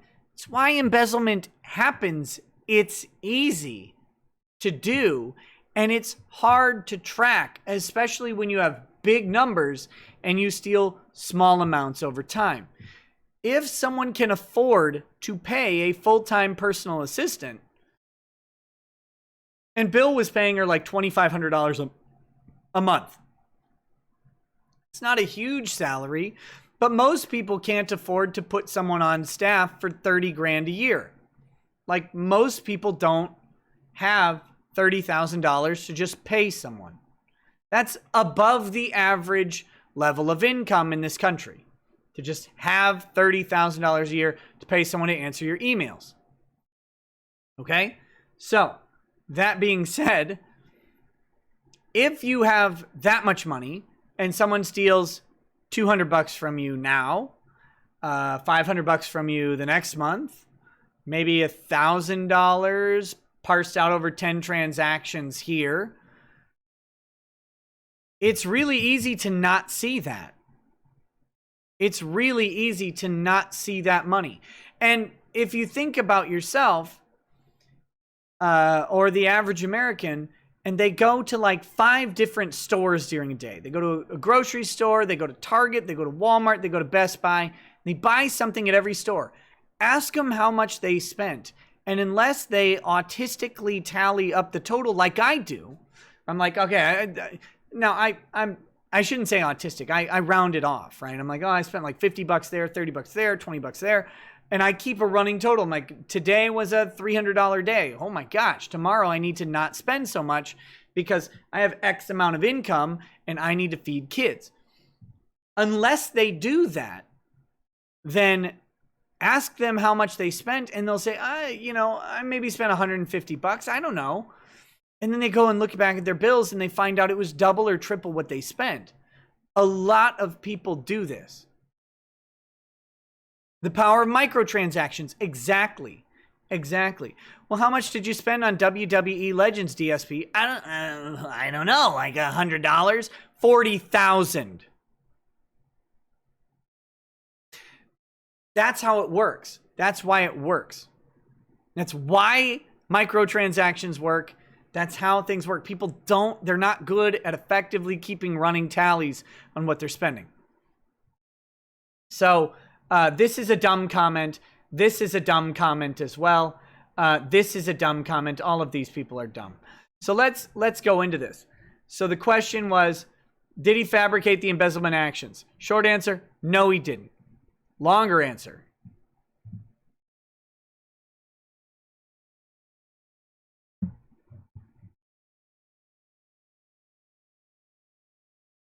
Says, on July 30th, our esteemed competition in reporting on comics and entertainment, Bleeding Fool, published a second part in their ongoing series of articles investigating the so-called Whisper Network. We need to have... I wish Bleeding Fool and Critical Blast, if you guys are watching this,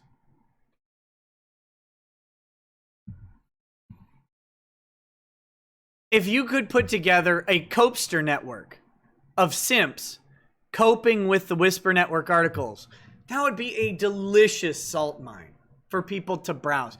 Because no one wants to read through the... Look at this dirtbag. Hold on.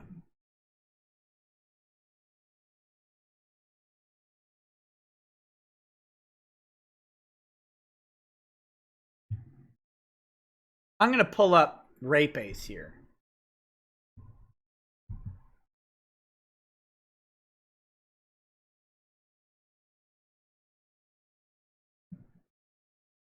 Look at this fucking guy. Like that. Look at that guy. Look at how cool and debonair he looks. And by cool and debonair, I mean not either of those things. Viceroy of Canadian Comics. Appointed by HRM Howard Chaykin, a prince among men.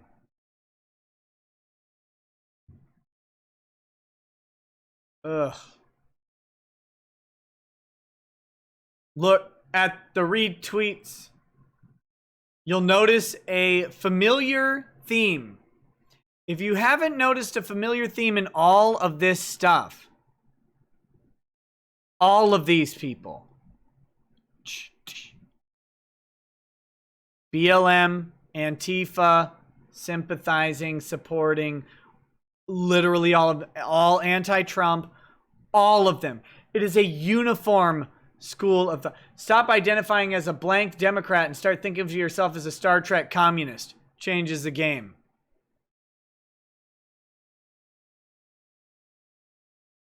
I have a plan to save the post office. Don't. Hey, here's the plan for saving the post office. Don't. Oh wait, is this a guy who threatened to kill EVS or whatever, or fight him? Is that the same Rape Ace? Oh my god.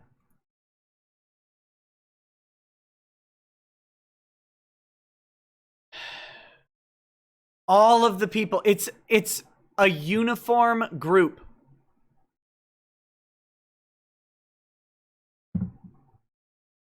It's a uniform group of uniform thought. Anyway. Let's get back to this. Sorry. published a second part in their ongoing series of articles investigating the so-called Whisper Network. And while the bulk of that article continued to delve into the secret Facebook group, Women in Comics, it led with a blockbuster accusation that had been completely excluded. And in fact, in the case of one website, completely deleted from coverage. That accusation came from comic book writer Bill Willingham, Fables and Elementals, when he claimed that Stephanie Crook, working at the time as his assistant, embezzled in excess of $10,000 from his account.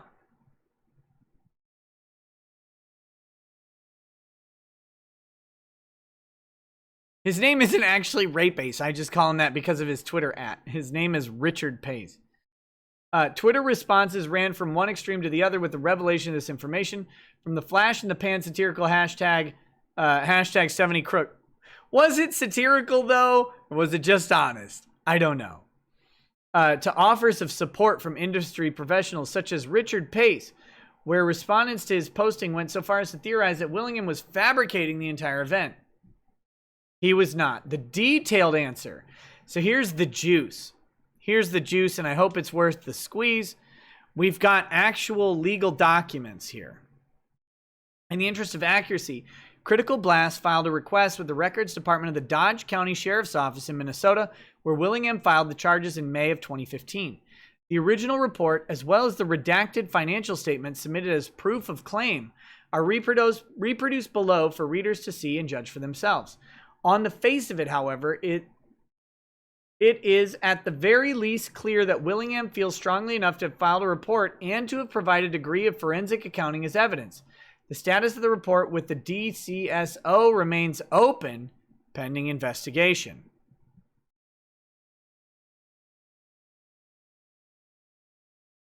So here we go. Dodge County Sheriff's Office. Incident report. Complainant name, William Thomas Willingham. This is on May 12th of 2015. And then subject's name is Stephanie Crook from Ontario, Canada, coming in and burning down all of our White Houses. Deputy Michelle Clements, was dispatched to 61023 260th Avenue in Mantorville to take a fraud complaint. When I arrived on scene with Deputy Prins, we met with the complainant, William Willingham. William told us that he had an assistant by the name of Stephanie Crook working for him for the past 49 months, but recently let her go. And as of April 30th, she was no longer employed by him. Stephanie lives in Canada. William told us that after checking his bank accounts, which Stephanie had access to, he noticed several charges that were not authorized by him, such as meals and airfare for herself that were not related to employment purchases for William. William told us that Stephanie had her own debit card with access to his account to make purchases for him, such as airfare and reservations, and also to withdraw her monthly salary of $2,500 per month, an increase from $2,000 per month in October 2014. Stephanie also had William's debit card information as well as used his card to make unauthorized purchases. Stephanie had no reason to have her use William's debit card as she had her own card. As of April 30th, when her employment was terminated, Stephanie's debit card was destroyed by the bank. After that when she used William's debit card number for unauthorized purchases. So she used his number. Her card was destroyed. I asked William if Stephanie had access to his personal information, such as social security number. He said yes. Advised him that he should put a fraud alert out on his credit as well. William said that he does not use credit cards and only uses debit cards at this time. William, she's telling you a good advice. Just say okay.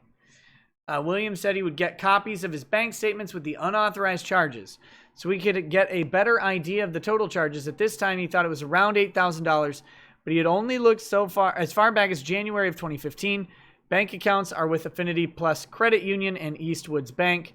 Reports are being forwarded to Dodge County investigators. So it's still open. It's still open.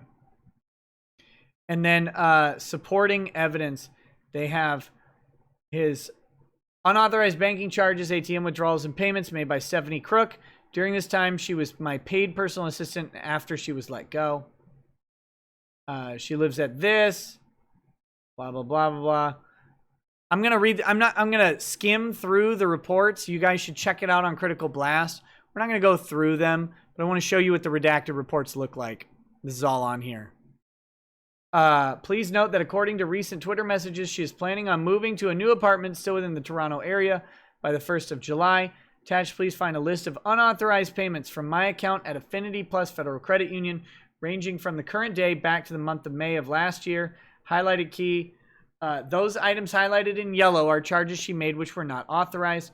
However, those yellow highlighted items with an orange mark indicate ATM withdrawals, some of which exceeded her allowed withdrawal amount. Since she lived in Toronto and had her own debit card on the Affinity account, I paid her $2,500 a month salary by allowing her to directly withdraw it from the account. Therefore, $2,500 worth of ATM withdrawals a month are authorized and shouldn't be counted against her.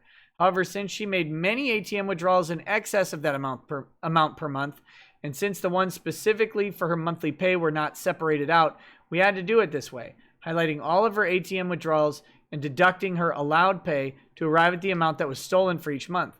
The way we've been doing this is adding up all charges made by Stephanie, deducting any that were authorized business expenses, which aren't highlighted at all, and then deducting her monthly pay to arrive at the number that is unauthorized or stolen. Hey, what's up, Camelot331? How you doing, buddy? Been a while since we've chatted. We need to reconnect. People keep telling me I should talk to you. And that's true. I should. It's been a bit. Been a hot minute. The blue highlighted line for April 28th, 2015 marks the morning she was dismissed from my employ, paid with $3,200 of severance pay in cash, and removed from my Affinity account. All charges since that blue line were made against my account using my own debit card number, which she never had the authority to use, were absolutely stolen money. Anything with a green highlight added over the yellow highlight indicates an item we have since discovered was an authorized payment after all. Some of these things took more digging than others, or a payment that is questionable enough that we cannot with full certainty count it against her. So here we go. Stream and drink whiskey. I know how to do that, and we should do it. Absolutely. I'll hit you up, buddy. I'll hit you up. So here's the transaction periods. He's got the statements. Now, most of these are redacted. Obviously, because he's got his personal stuff on here. Lots of personal info. But you notice here we have a cash withdrawal, $3,200. He mentioned that one, her severance pay. Here we've got ATM withdrawal, ATM withdrawal, ATM withdrawal. These are not authorized for her pay, right? ATM withdrawal. And then here is this got a note over it, April ATM withdrawal 2325. I don't know why this giant note is over it. That's just fantastic. Good job. Good job on that. ATM withdrawal, ATM withdrawal. We've got these that are highlighted. Seattle, Washington, Seattle, Washington, Hillsborough, Seattle, Washington. ATM withdrawal. ATM, ATM. It looks like a lot of her stuff was by ATM withdrawal. Killing him on fees here, damn. ATM, ATM, ATM. Now the numbers are weird on the ATM withdrawal because it's going to be converted, right? It's going to be converted to Canadian currency, which is why you're going to get weird US dollar amounts on this. March ATM withdrawal, here we go. Marks that down, 2,346.56. ATM withdrawal there for 800 right before it. 800 here, 800 here. These are February ones. 33, 319. The February ATM withdrawal, 2128.08. Another 163 in February. These are at the end of January. 400, 400, 800. Man, where were these ATM withdrawals? Wouldn't it be great if they were at like a casino or something? 163, 405, 405, 800. These are pretty consistent amounts that she's doing. Just dumping money. January ATM withdrawal. Reminder that she was increased to $2,000 a month at some point, but all right. So I'm not going to sit here and go through 800 again in December. Look at that. Just an extra $1,600 a month, though. Just an extra $1,600 a month that she's taking. That's fine. That's only adding 70% to your income, right? Like, good job. Good job. Okay, I'm not going to sit here and dwell on this. But that's the proof that they have, the supporting evidence. So, long story short, the Sim Squad came out, and we'll see this in the... I'll briefly pull up the Bleeding Fool article.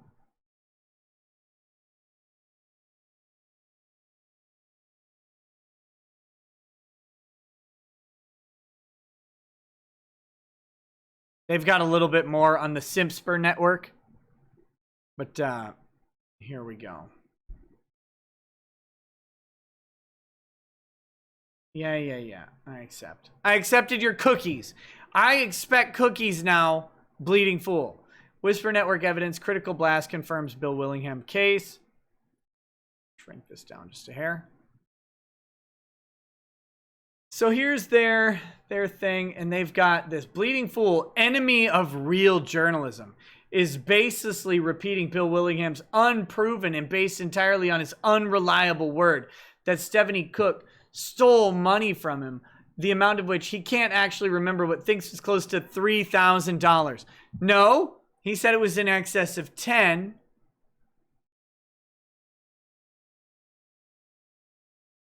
In excess of 10.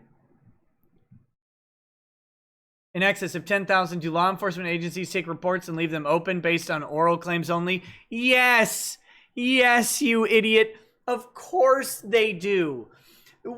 No, you have to write a letter to a law enforcement agency. Yeah, they do. All the time. All the time. Look, you call in a report. It's an oral complaint. Of course they take it. And they leave it open until they can investigate it and close it.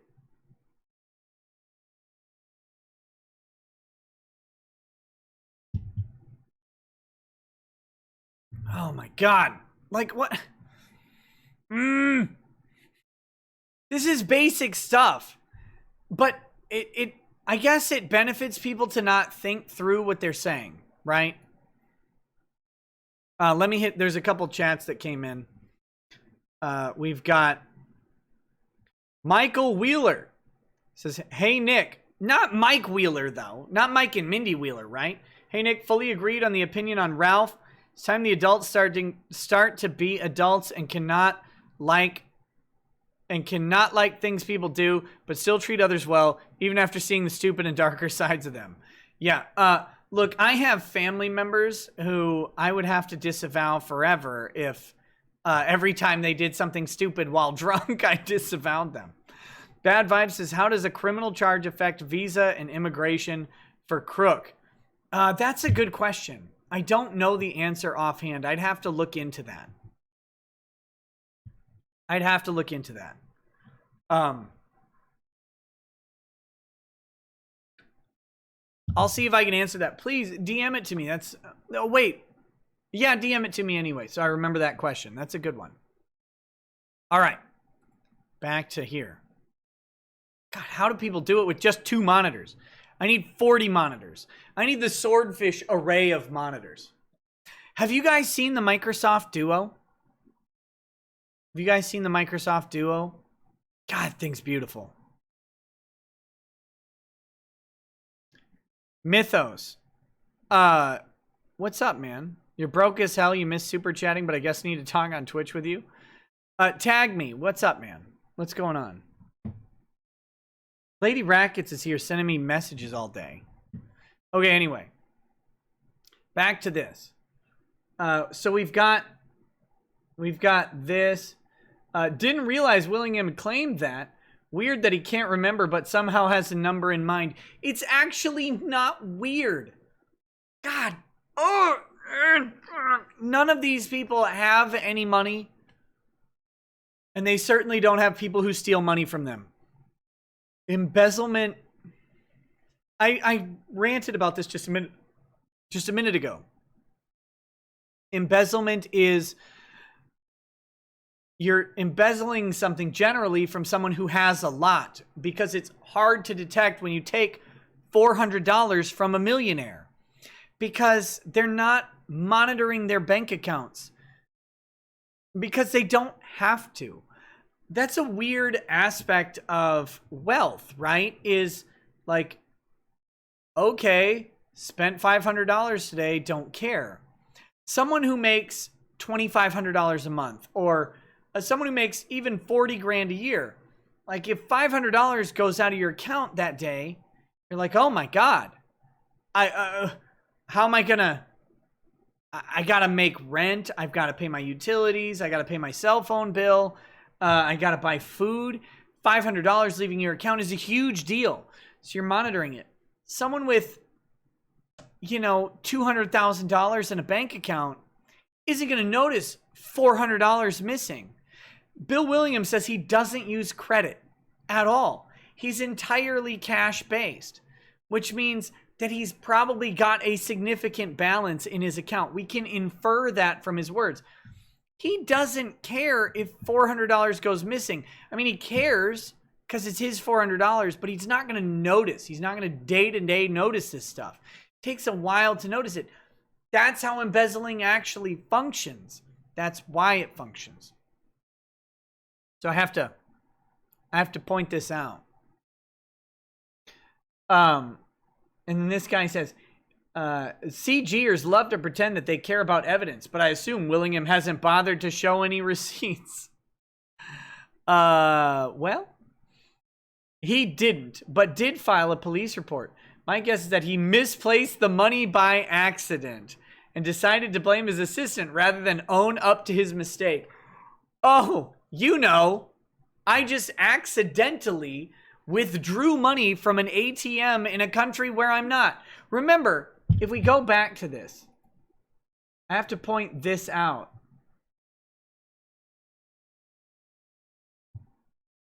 International fee. They're international ATM fees here. So unless Willingham was out of the country, it's pretty easy to show who's withdrawing the money.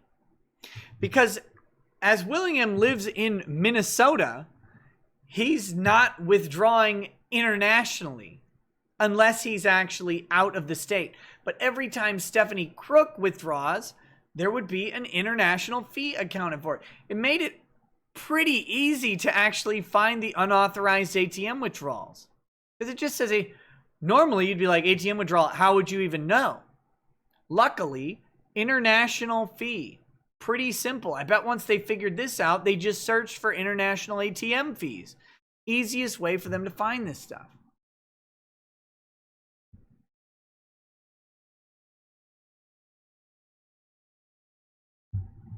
He misplaced the money by accident at an ATM in Canada. All the time. Don't all those ATMs have cameras? Yes, they do. And that would be something separate that you would have to subpoena the banks for. All of those transactions probably can tell you exactly which ATM was used at what time specifically as well, if you actually wanted to look into it and contact the bank. The problem with the Minnesota police is that they don't have, if Stephanie's in Canada, they can't do anything about her crime. They can't charge her. Fellow comics and geek culture online journal Critical Blast ran with the story also, and they too began to see several more well-known comic book creators on Twitter piling to push back on the news. Here's Richard Pace's simp tweet that we saw earlier. Here's his response. The defamation suit over this would be pretty devastating to someone who is unable to actually detail what happened beyond his apparent paranoid assumptions. First of all, making a police report isn't defamatory. It's not defamatory unless you make the police report and then publicize it to try and harm someone. That would be defamatory. But generally speaking, making an official report is not defamatory. If a report had been filed and were to be produced, that'd be a value. That's a pretty big if for something that hasn't happened. But they mentioned that it did happen. This is the thing that they're ignoring. Richard Pace, Mr. Gordon's, Nick Piers, maybe Mr. Gordon's is just playing devil's advocate. I don't know this guy. And decoy robot Leia all have a problem. They believed automatically that Bleeding Fool was lying in their article when they mentioned that Bill Willingham said he filed a police report. Or they assumed Bill was lying. They had to assume a lie to get to their conclusion that it couldn't have happened in this way. They must necessarily assume the lie to hold their position. And that is what makes them look like fools.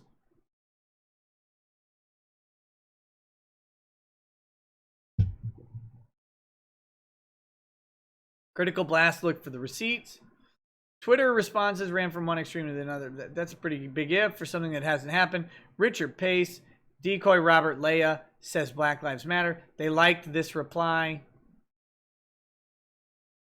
He was not. To your tweet. That's weird. I don't know what's going on there. How did they get his thing in the likes? Oh, liked a reply to your tweet. Oh! Oh, is Mr. Gordon's the undercover? Okay. Mr. Gordon's must have been the one report. Sorry to out you. Sorry to out you, Mr. Gordon's, but this must be the person who sent the screenshots to Bleeding Fool or Critical Blast. That makes sense.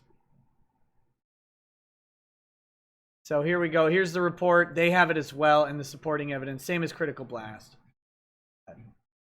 Long story short, that's really, really damning for Stephanie Cook. Now, it doesn't mean she's guilty. It absolutely doesn't. She has the full benefit of doubt that everybody gets who's under U.S. jurisdiction. And that is that she's innocent until proven guilty.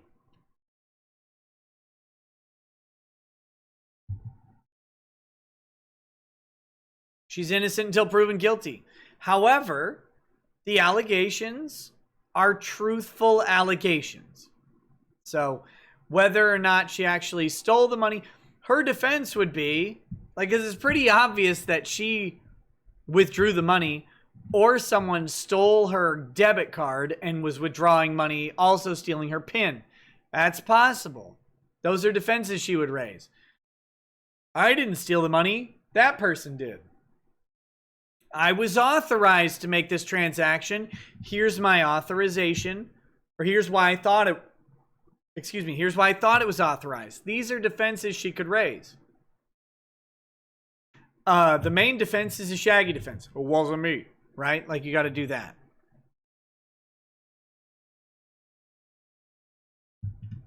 But here's the thing.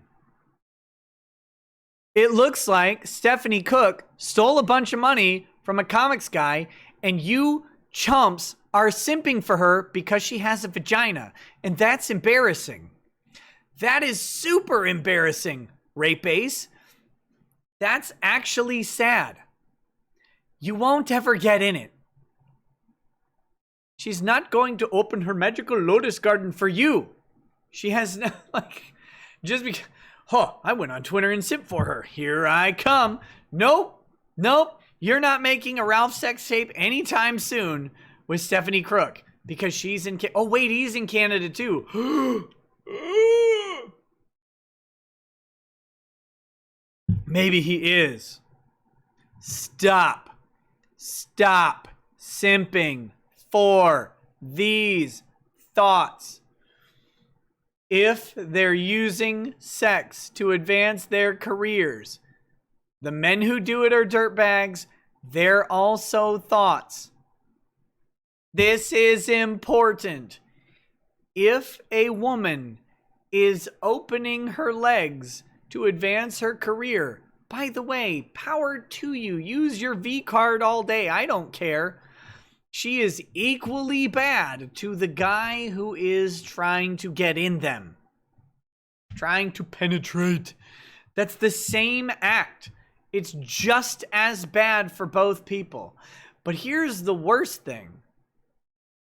The woman who's pretending to not use the V card to advance her career and then pretends to be offended when a man advances on her.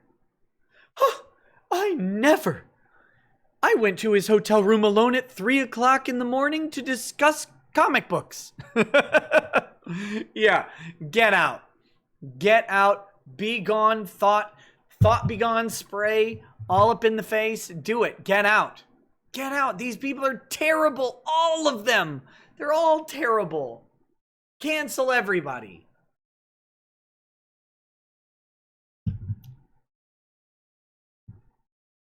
Catherine Rule. No, don't Google simping. Don't do it.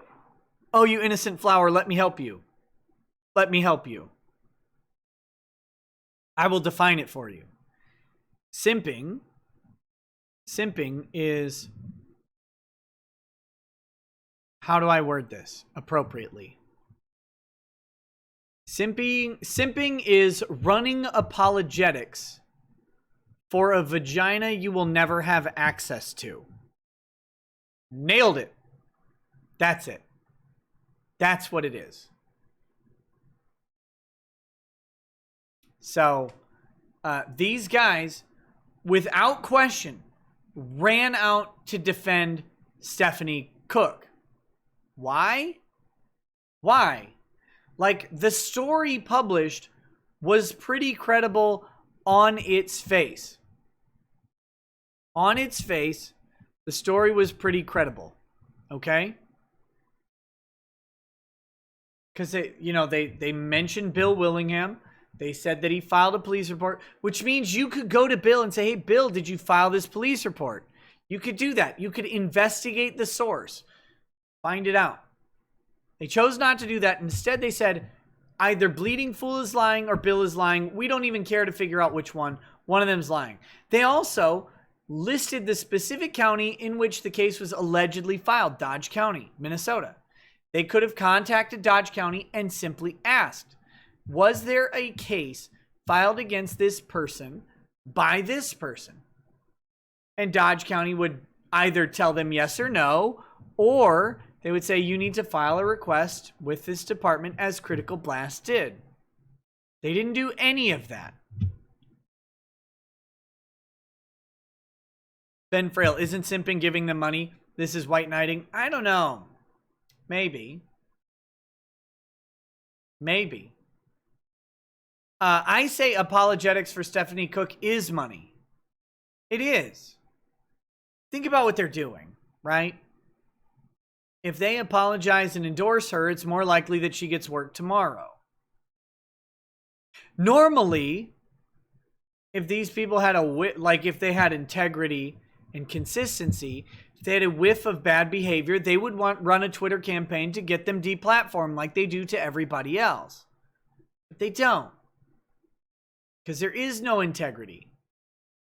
Like, for example, imagine if it came out that Ethan Van Sciver was embezzling money from someone else, right? Which lots of people have levied that accusation against Ethan because he has big crowdfunding and all of that stuff. But let's say that one of these guys got a whiff that Ethan had embezzled money from DC. What would they do? They would try and spread it far and wide. They wouldn't need evidence. They wouldn't need a police report. They'd just believe it and run with it. They don't apply the same standard to Stephanie Cook because that's why.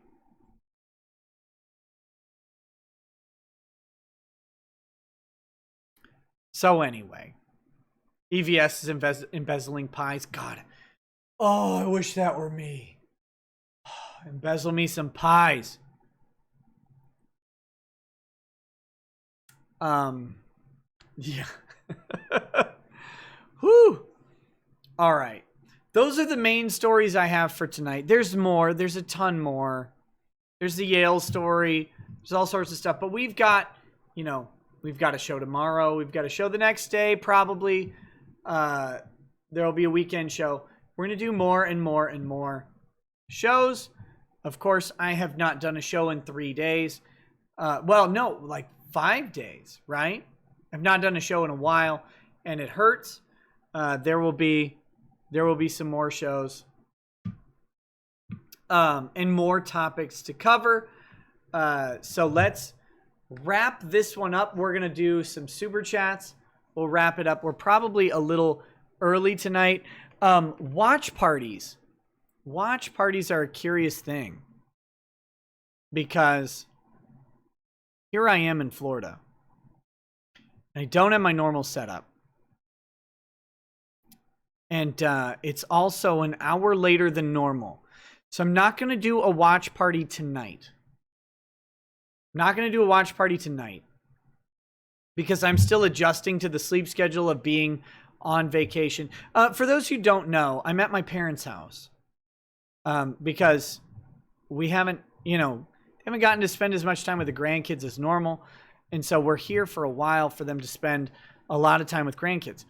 That being said, the sleep schedule is entirely different when I'm not at home. So I have to figure out how to do watch parties and how to do Twitch and incorporate this. One thing I will say is there will be a mix this month of watch parties along with Twitch gaming streams. Some of the games that I'll be playing, Risk of Rain 2, which has gotten its full release. The full release, including the final boss, and I believe a new class has come out. So that's one. I am going to play Space Marine, I think, because I've wanted to play it for a while, but had troubles launching it on my other computer. But it works on this one. So I think maybe some Space Marine. And then there's a smattering of other things to play as well. So there will be some other games. Not tonight, though. Tonight, I need to get, after all the driving and shifting sleep schedules and all of that stuff, tonight, I need to go ahead and go to sleep. But tomorrow, the gaming / watch parties, and I'll announce in advance which one is which, just so people know, because I want to make sure and keep the Twitch active. It's been very, very fun for me, and it's been seeing growth, and I want to do that. That will be on the menu. Another thing I want to do while I'm down here. Another thing that I want to do while I'm down here on the Rekieta Media channel is to go to some local comic shop things. There's a comic shop near where I am, and that comic shop has it doesn't sell new comics. It's all old stuff. They buy and sell, right? They buy and sell old stuff, and they have some cool toys and stuff. And I would love to walk through there and kind of do like a tour of the shop type thing. I'll ask the owner's permission, but I would love to do that for the other channel so people can do that. And I like to start doing stuff like that wherever I go, because I think that'd be fun. Like, look at these comic shops. Look at what these guys are doing. Look at their merchandise. You guys can tell me if there's anything I should really pick up, maybe stuff like that. So I will be doing that as well. We'll do a test run on the shop that's close by.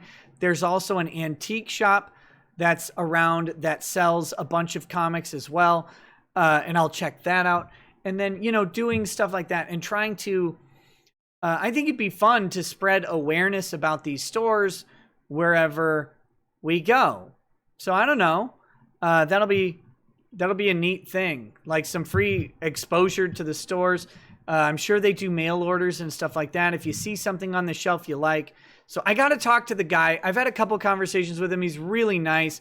but I don't know that he wants his store blasted out on the internet. I don't know why you wouldn't, but I don't know that he does. And so I want to make sure it's okay with him, but that's in my plan as well for the Rekieta Media channel. So look for stuff like that. And if I can do them live, I will. If I can't do them live, I'll record it and stuff like that. It all depends on permission. I don't want to step on anybody's toes.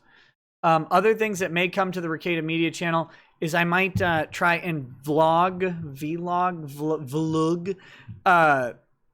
some fun stuff I do on the vacation or good meals or whatever.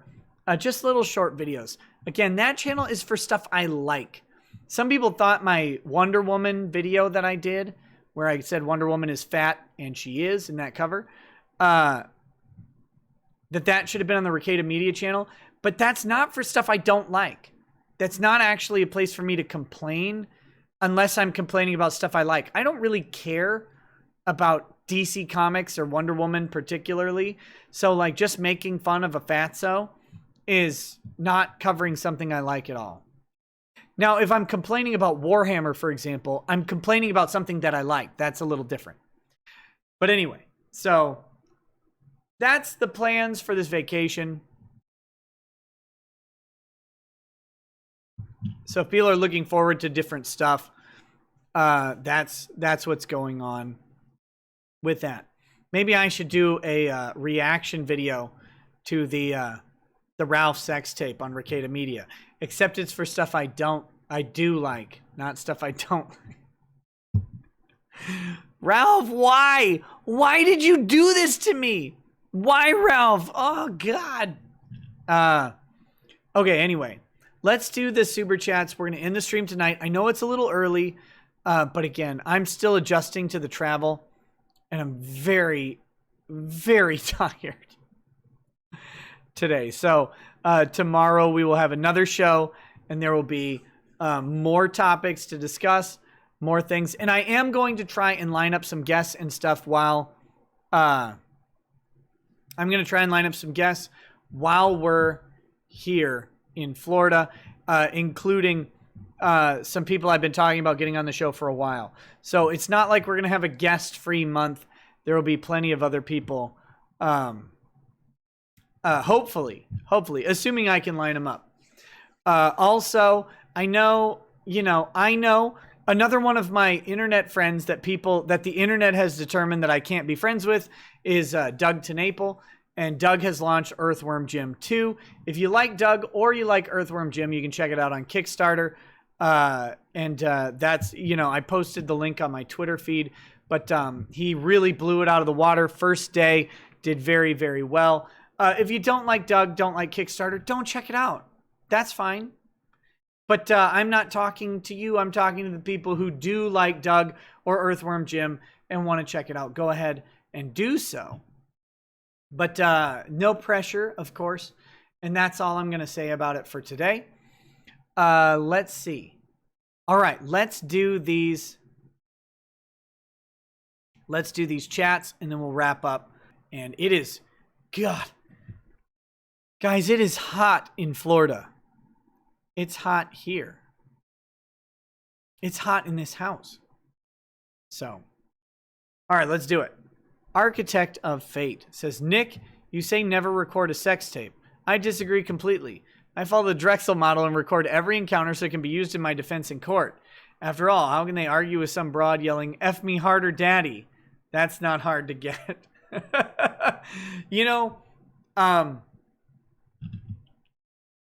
Cheers to you, pal. You stick with that theory. It's great. James K., what did Doug do wrong? Nothing to me, but he pissed off a lot of people, and that's between them and Doug. I'm not gonna... Again, it's not my place. It's not my place. If Doug did something to offend or harm someone, I'm not gonna tell him they're wrong. Like, that's not me that he offended or harmed. And it would be wrong of me to say he didn't offend or harm someone, because he clearly did, right? Like, he clearly did something that made people mad. So it'd be disingenuous of me to say he didn't do nothing. But at the same time, like, he's always been good to me. So, of course, I'm going to be good back. If he's not good to me, that's, you know, that's something that he and I would have to work out. But as far as what he did or didn't do, that's between the people who have a problem with Doug and Doug. And I can't resolve that for him. It's not my place. It's not my job. I don't want to do it. I don't want to be the internet's dad. Let me just be funny. Let me just be a funny man. Okay. Snack Sheet says, when's your sex tape coming out? You can call it 9-inch Nick. My sex tape coming out would be only after my death. Because they would have to record my corpse. There is no footage of me having sex in existence. In fact, I'm a virgin. Bad Dragonite says, Nick, when someone comes over after the water restrictions are lifted, what are you doing in my swamp? Oh, that's me when someone comes over after the water restrictions are lifted. What are you doing in my swamp? Is my Minnesota swamp. Absolutely. Absolutely. Get swamped, sucker. DLV says, mirror on BitChute. I'm working on it. I am actually working on it. I have created a BitChute account. I have to change. I know this is easy to do in theory, but in practice, changing your process of recording and archiving and storing everything is actually not a simple thing. But I know I just need to change my recording output on Streamlabs to a compatible format for BitChute. And I'm working on it.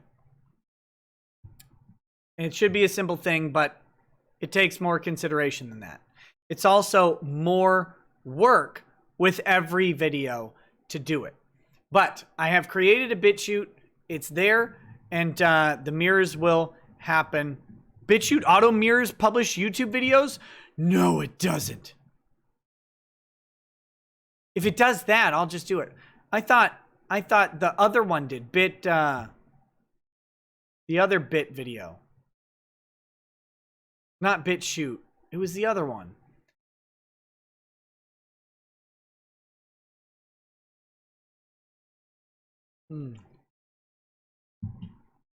But I will, if it can just mirror the YouTube videos, I'll see if I can figure out how to do that. I would love to do that. That would be so much easier. I was mirroring on BitChute before. I thought it was the other Bit video. Bitwave.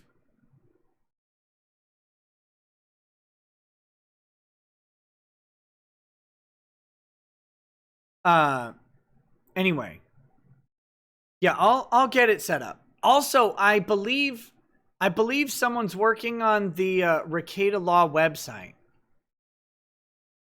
So, there may be a website soon. They'll have to teach me how to use it. E1337 Neo. I'm near Tampa. Wherever that is. BitChute's mirroring functionality is unreliable at best. Okay.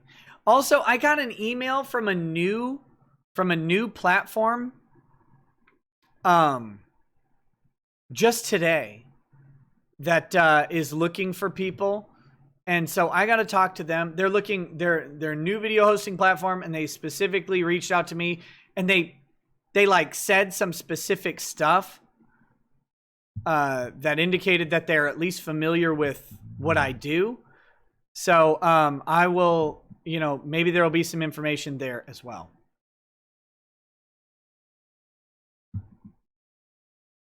Anyway, just use a video converter, but I can just change the Streamlabs output from FLV to MP4 or something.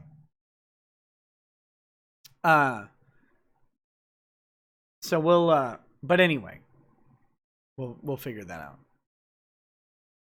The grift's over, Rackets. Time to learn how to be a real lawyer. I don't wanna. Full grift. Mario Kart 13. No, it's not Storyfire. It's something else. Don't worry. I am very cautious with my data. Don't worry. Guys, I've had to help people with scammers. Like I barely even respond to emails. Relax. Mario Kart 13 says, "Here's $1 for every inch of Ralph's member." It was a $2 chat. Bad Vibe says, "Holy crap, less than 2 minutes late." I was proud of myself today. I'm in a foreign land. I'm in the land of raping and cannibals, that is Florida. Literally everyone just sent me a bunch of corn cobs. Charlie Spurs says, "Shout out to my shout out to my boy Sword Yoshi if he still comes here." Hey, what's up, Sword Yoshi? Charlie Spurs is giving you a shout out. Monica's personal effing fiance says, "Better watch out, Nikki. I just replaced the batteries on my remote. I'll be in touch."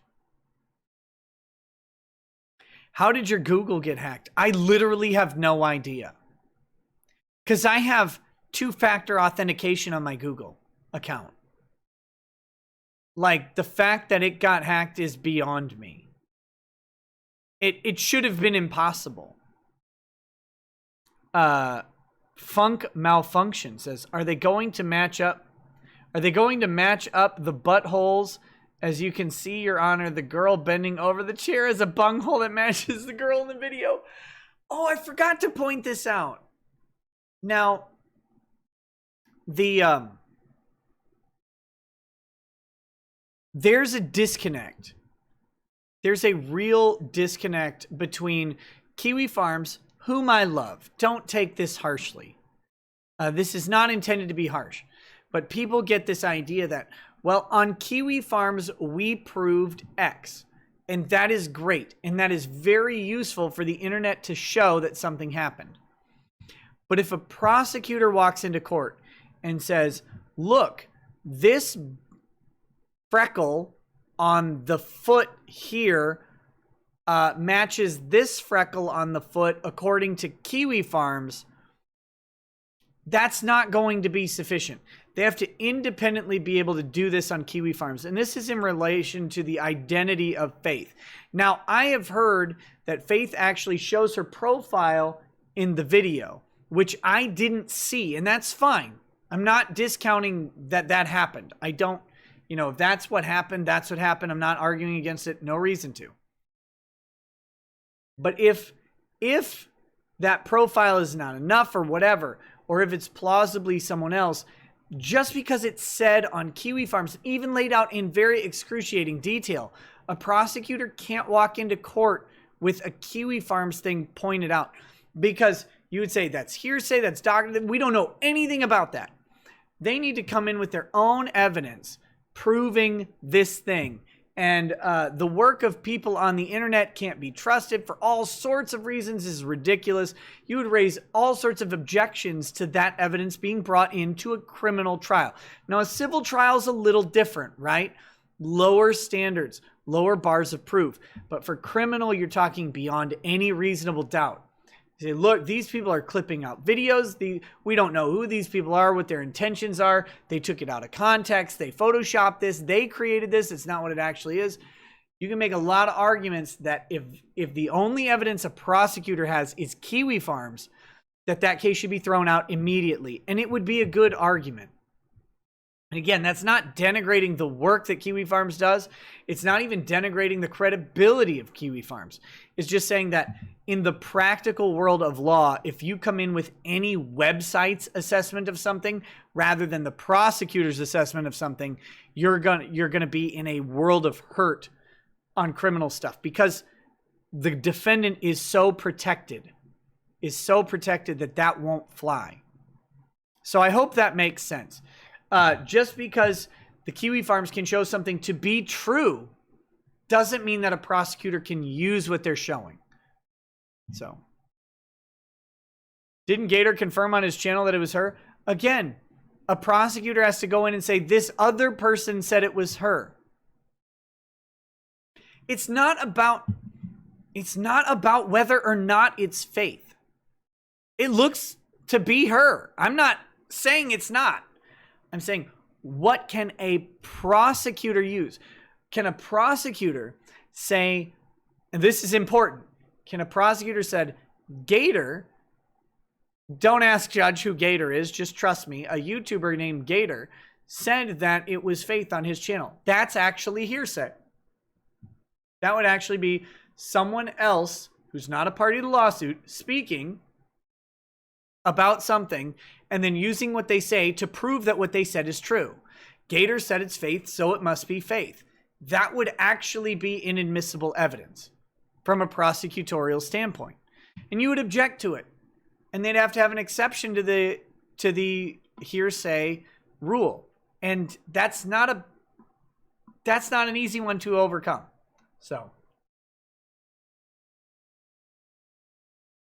So anyway, I just want to point out, again, this is not criticizing the investigative or archiving powers of Kiwi Farms. I respect it a lot. It's great. It's hilarious. And it provides a lot of entertainment for everybody.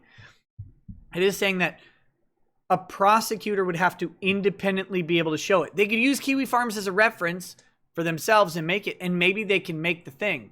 But the way that things happen on Kiwi Farms as proof is not always going to be admissible in a court of law. So I know I've seen a lot of people saying stuff like that, and I wanted to clarify that just because even if it looks absolutely rock solid on the farms, and you have every reason to believe it, doesn't mean a prosecutor can use that to prove it. So, Dove in Death says, Ralph also got swatted tonight. That is really unfortunate. That's something that I do not believe in. Don't swat people. Don't do it. Don't do it. Don't do it. Whoever does the swatting is a scumbag. That can get someone killed. Like that poor sap in Arizona. I got to do a short video on that. The guy who got shot within 5 seconds of opening the door. He answered the door with a gun in his hand. Didn't raise the gun at the cops, but they gunned him down anyway. Joshua Vidrian says, have you seen the Moonshine Animations Potato Reviews Primaris Intercessor Space Marine video? Got me to laugh today. I love the show, Nick. No homo. No, I haven't seen that. I'll have to check it out.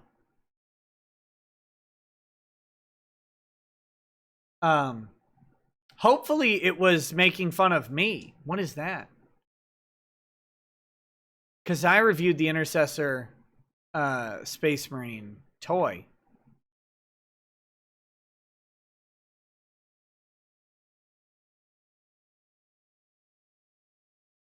Mr. Leon says, you didn't cut off all friendships at the moment I realized I didn't like someone. How dare you, rackets? Yeah. S. Cyber Taz sent me a poop. No one important says, what you taught me is that disassociating with friends just for a hint of moral ambiguity would make us no different than Ron or the people we make fun of. Remember, Ron blocked his own dad because he disagreed with him morally. Blocked his own father. S. Cyber Taz says, it's not poo. And then he sent another poop emoji. No. Gross. Maria Jarquin has joined at paralegal level. Thank you so much. S. Cyber Taz says, hot like and be like Ralph's thumb and Faith's rear. No. Rotato says, SJWs that want to cancel people. The people who want Nick to cancel Ralph. You guys look the same to me. Stop being puritanical authoritarians who want to dictate people's lives. The court exists. Matt Field says, I need hydroembolisms to cleanse my skin suit. Exactly. Exactly. Phoenix Lord Osterman says, I'll give you $100 super chat if you get a live Drex reaction of the Gunt tape. I want him to do a full review. This can be worked. This can be worked. Fox Anderson says, Billy Mitchell suing Carl Jobst. Please cover. I'll have to check. Is that the one where he's suing him in Florida? I'll check it out. Mario Carter 13 says, Ralph enjoys only the heaviest of flows. Sniff. Twisted Puppet says, shower freedom. Exactly. Robert Stratton says, Nick, help us lobby BATFE for suppressors on those loud, low-flow toilets. The ATF. We need toilet suppressors. Ben Frail says, there are questions over Kamala Harris's birth. Look, if Kamala Harris is born in Oakland, unless she was born to foreign diplomats or enemy combatants, she is a natural born citizen for the purposes of the 14th Amendment and therefore the 12th Amendment. You may not want her to be. We may not want that I don't particularly care about immigration stuff. I'm not one way or the other on it. I don't care. If we want to have open borders, like open, I have a little bit of a problem with. I think we should monitor borders and stuff like that. But in general, like if we want to bring more people than we do, I'm kind of okay with that. If we want to bring less people, I'm kind of okay with that too. Not a big issue for me. But importantly, because I saw the article today, or the article by the one guy talking about how she might not be, that is maybe how people want it to be. But as far as the court is concerned, Kamala Harris is what's considered a natural born citizen for the purposes of the 14th Amendment. And anyone telling you otherwise is really trying to sell you a bill of goods. You could read their opinions all day, and give them a full, thorough look over, but be very, very skeptical about someone telling you that she's not eligible, especially when they have to admit that it would similarly make her unable to be in the Senate seat she's occupied for a couple terms now. That should give us pause already. Unless she's the kid of a foreign diplomat, which doesn't appear to be the case, or a foreign enemy combatant. And not just like someone who is an enemy of the United States because they don't like the U.S. I mean a literal foreign combatant in a declared war. Considering her parents were Jamaican and Indian, I'm not aware of any wars we had with Jamaica or India. So outside of their particular affiliation with a foreign national group or a foreign national government that's not India or Jamaica, but maybe like in the 60s, Vietnam, Korea, China, maybe. Like outside of those things, she's going to be considered a natural born citizen. Again, you may not want that to be the case. That's a different question. That is a policy issue that Congress can change. They can define what a natural born citizen is. They have the power under the Constitution to do this. And they just haven't ever done it. Since they haven't ever done it, the only guidance we have is the Supreme Court's determinations. And under the Supreme Court jurisprudence that exists, she is absolutely a natural born citizen. And there's no changing that. If they changed the law today, it wouldn't be retroactive to when she was born. So don't get hung up on that. Don't get hung up on that. Was that a super chat? Yeah, that was a super chat from Ben Frail. And the reason I say don't get hung up on that is because I just don't want you to waste a bunch of time on a conspiracy theory that's not going to be fruitful or profitable in the long run. Focus on the fact that Kamala Harris is a terrible candidate. And for a Democrat, she has specifically not prosecuted white cops who shot black people. Like, that's a terrible Democrat candidate. She's a prosecutor. Prosecutors are about the worst people on earth already. She doesn't need help. She doesn't need help at all. All right, we've got Funk Malfunction says, is what happened in the CHOP just forgotten? Yes. Are all the criminal acts gone because what they did is treasonous as far as I can see? You explain to me why. It seems to me everything that was done, treason included, is gone. Because it's not, I already said, prosecutors are the worst people on earth. They don't want to prosecute these cases. They really don't. Can you legally make it retroactive? No. No, it would be a bill of attainder. an ex post facto law, and that would not be very helpful. Or not be permissible. Richard Pierce says, did the DNC assassinate former pro wrestler Kamala the Ugandan Giant, whose real last name is Harris, prior to KH being announced in order to stop memes? I have no idea about this, but yes. Yes, that's what happened.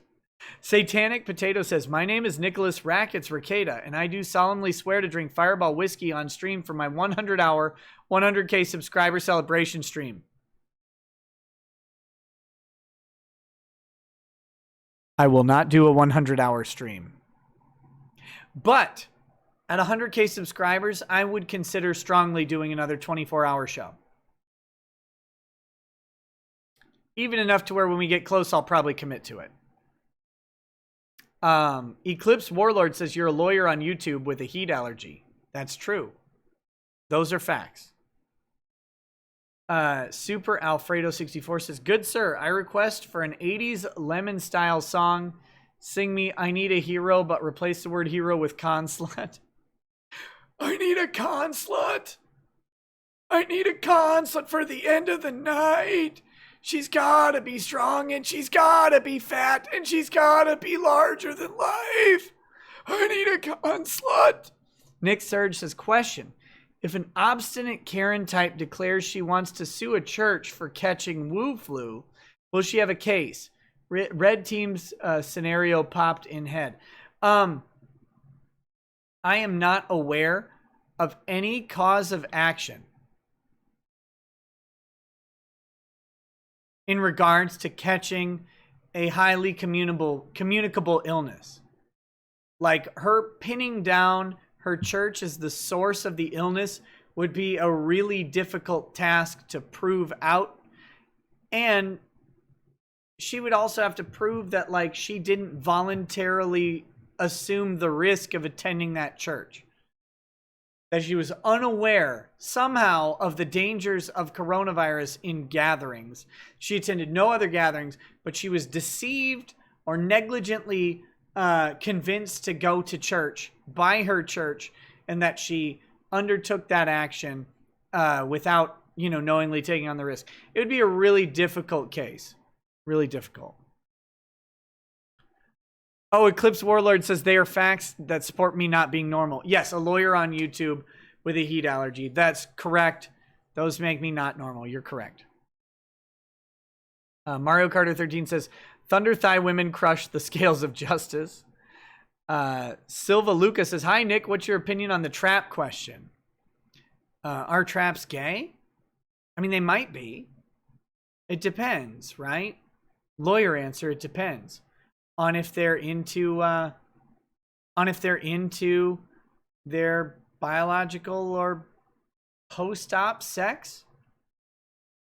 To put it this way, I have a friend who transitioned from male to female and dated chicks, like was still into chicks.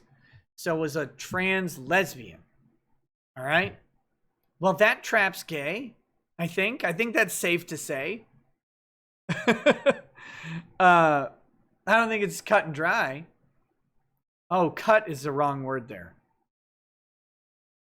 Mr. Lulzbot, thank you for the donation. He also says, what are your thoughts on the DOJ Yale ruling today? I mentioned that. Great. Good. Burn Yale to the ground, metaphorically, with lawsuits. Vast Game Master sent a thumbs up. Thanks. Lost Bullet says, Canada is the greatest country ever. There I said it. No tricks, just the greatest at all things good to be great at. Even blackface. But no, that's actually incorrect. Backgoat says, my punchline of to the thumb joke is better. Well hung lesbian, thank you. Good night. God bless. Drive safe. Disgusting. Eclipse Warlord, thanks for joining the show as a lawyer level.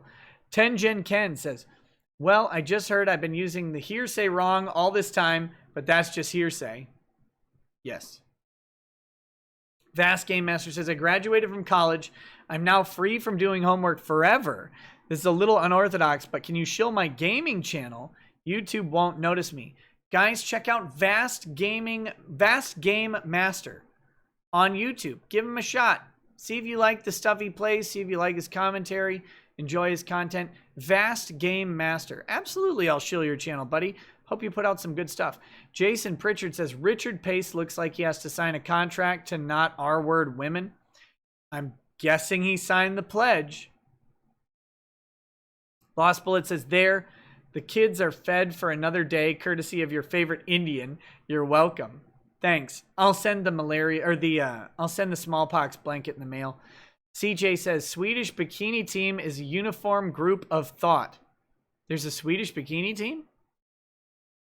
And people are out there watching Ralph's sex tape?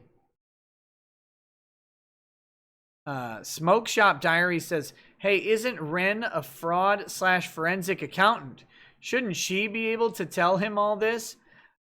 I mean, Renfamous said she had a job in forensic accounting and therefore could assess fraud claims. I'm pressing X to doubt on that. I think the only thing that she's good at assessing fraud at is the contents of cookies. Like, these aren't real Thin Mints. But that's me. Satchel78 sent a puppy. Andrew War Snowboard says, twitch.tv/IndiansFan2048. Hey, are you streaming on Twitch, buddy? Good job. Check him out. IndiansFan2048. Andrew, I was talking to my dad today about the Astros cheating scandal, right? And you know how baseball has added in fake sounds of the crowd and stuff like that? I was thinking, you tell me your opinion on this. If the Astros wanted to own the cheating scandal, which I don't think was cheating. I don't care what anybody says. Oh, they use cameras. It doesn't. They decoded a code and then relayed the code back to their players. I think that's strategy. That's me. I'm not a baseball. I'm certainly not a baseball purist. But I think they should own the meme, right? Since they're editing in sounds for the crowd and stuff, they should edit in garbage can pounding for the Astros. They should do that. That would own the meme and they'd win, in my opinion. Rogue says, saw the Ralph sex clip. 2 G's and 1 C, still worse, in my opinion. Oh, 2 girls, 1 cup. That'd be fantastic. Bad Dragonite says, how to use website. Click with mouse. True. Funk Malfunction has a message retracted. Satanic Potato says, Ethan, Ralph, internet died for us. That the harvest may be plentiful. Let us give thanks, my brothers and sisters, and let not his sacrifice be in vain. Wait, so Ralph's internet died too? That's too bad. As Cyber Taz says, faith and higher and lower standards. Ha. Oh, come on. Moist John says, oil change at 100K. What? Like it literally changed the oil on my car. And then Titanium Bank says, is prioritizing Lagavulin 16 daily still worth it, even if your diet ends up being Ritz and Kraft cheese? FYI, I couldn't type Ritz crackers due to YouTube censorship nonsense. Yes. Lagavulin 16 is delicious. Also, if you like Lagavulin 16, you're comfortable with the price, make sure you check out the peated Glenlivet Nadura. I don't remember what it's called. It's not the Oloroso, but the peated Glenlivet Nadura is very good. Very good. In fact, I would put my thumb in that thing's butt. Sigma Zero says, the James Younger case. Mother wanted to transition him against his father will has taken yet another turn. New judge overturned the last one's ruling, is awarding sole custody to the mother and forcing dad to pay for tea counseling. Please pray for James Younger. Yeah, that is horrifying. I would love to read the filings in that case. Don't you want to watch? Don't you want to watch or read like what the judge read that made them think the mom should be sole legal custody on this? Because that's what it means. If the presumption in most states is for joint legal custody, that's schooling, religion, and doctors. That's legal custody for a kid. Where they go to school, what they study, all that stuff. Their religious upbringing, and then their doctors. Physical custody is different. Physical custody has to be with what parent they spend the majority of their time with and their parenting time arrangement. That's different. Legal custody is separate. Even if you have zero physical custody, the presumption is joint legal. Like, unless you're a danger to the child, they presume that you still have the ability to make competent decisions about the health and well-being of your child. So what did the judge read that made them think that the dad is incapable of making decisions about his child's medical care? Not saying the judge is right. I just want to know what they read that would even lead them to that conclusion. That's a very drastic step to take. Get James's father on the show. I'd love to talk to him, but he's got to tread very lightly right now. Very lightly. So, all right, guys. That's the end of the show for tonight. We will wrap it up. And always, don't be a fool. Wrap your tool. We'll wrap it up for the night. Tomorrow, there will be another show. There will probably be... Oh, gosh, I have to arrange an outro song since my flipping stream deck isn't working right. There will not be an outro song tonight. Tomorrow, I will get an outro song set up. Also, there will likely be a Twitch stream after. I just have to work all this stuff out. So, all right, guys. Thanks for hanging out. Satanic Potato says, traps aren't trans. A trap is a dude looks like a lady. Trans is I want to slash my dick off. One of these things is not like the other. YouTube censors. Okay, so then a dude trying to look like a lady, presumably to ban dudes, that's gay. Yeah, or bang dudes, that's gay. So, 100%. All right, guys. Thanks for hanging out tonight. I will see you tomorrow, and we'll have everything more set up as far as... I forgot about the outro song. I tried to get everything else. But at home, it's on my stream deck. I just press a button and it plays the song. So I'll try and get that set up for tomorrow. Have a good night tonight. Peace. Peace.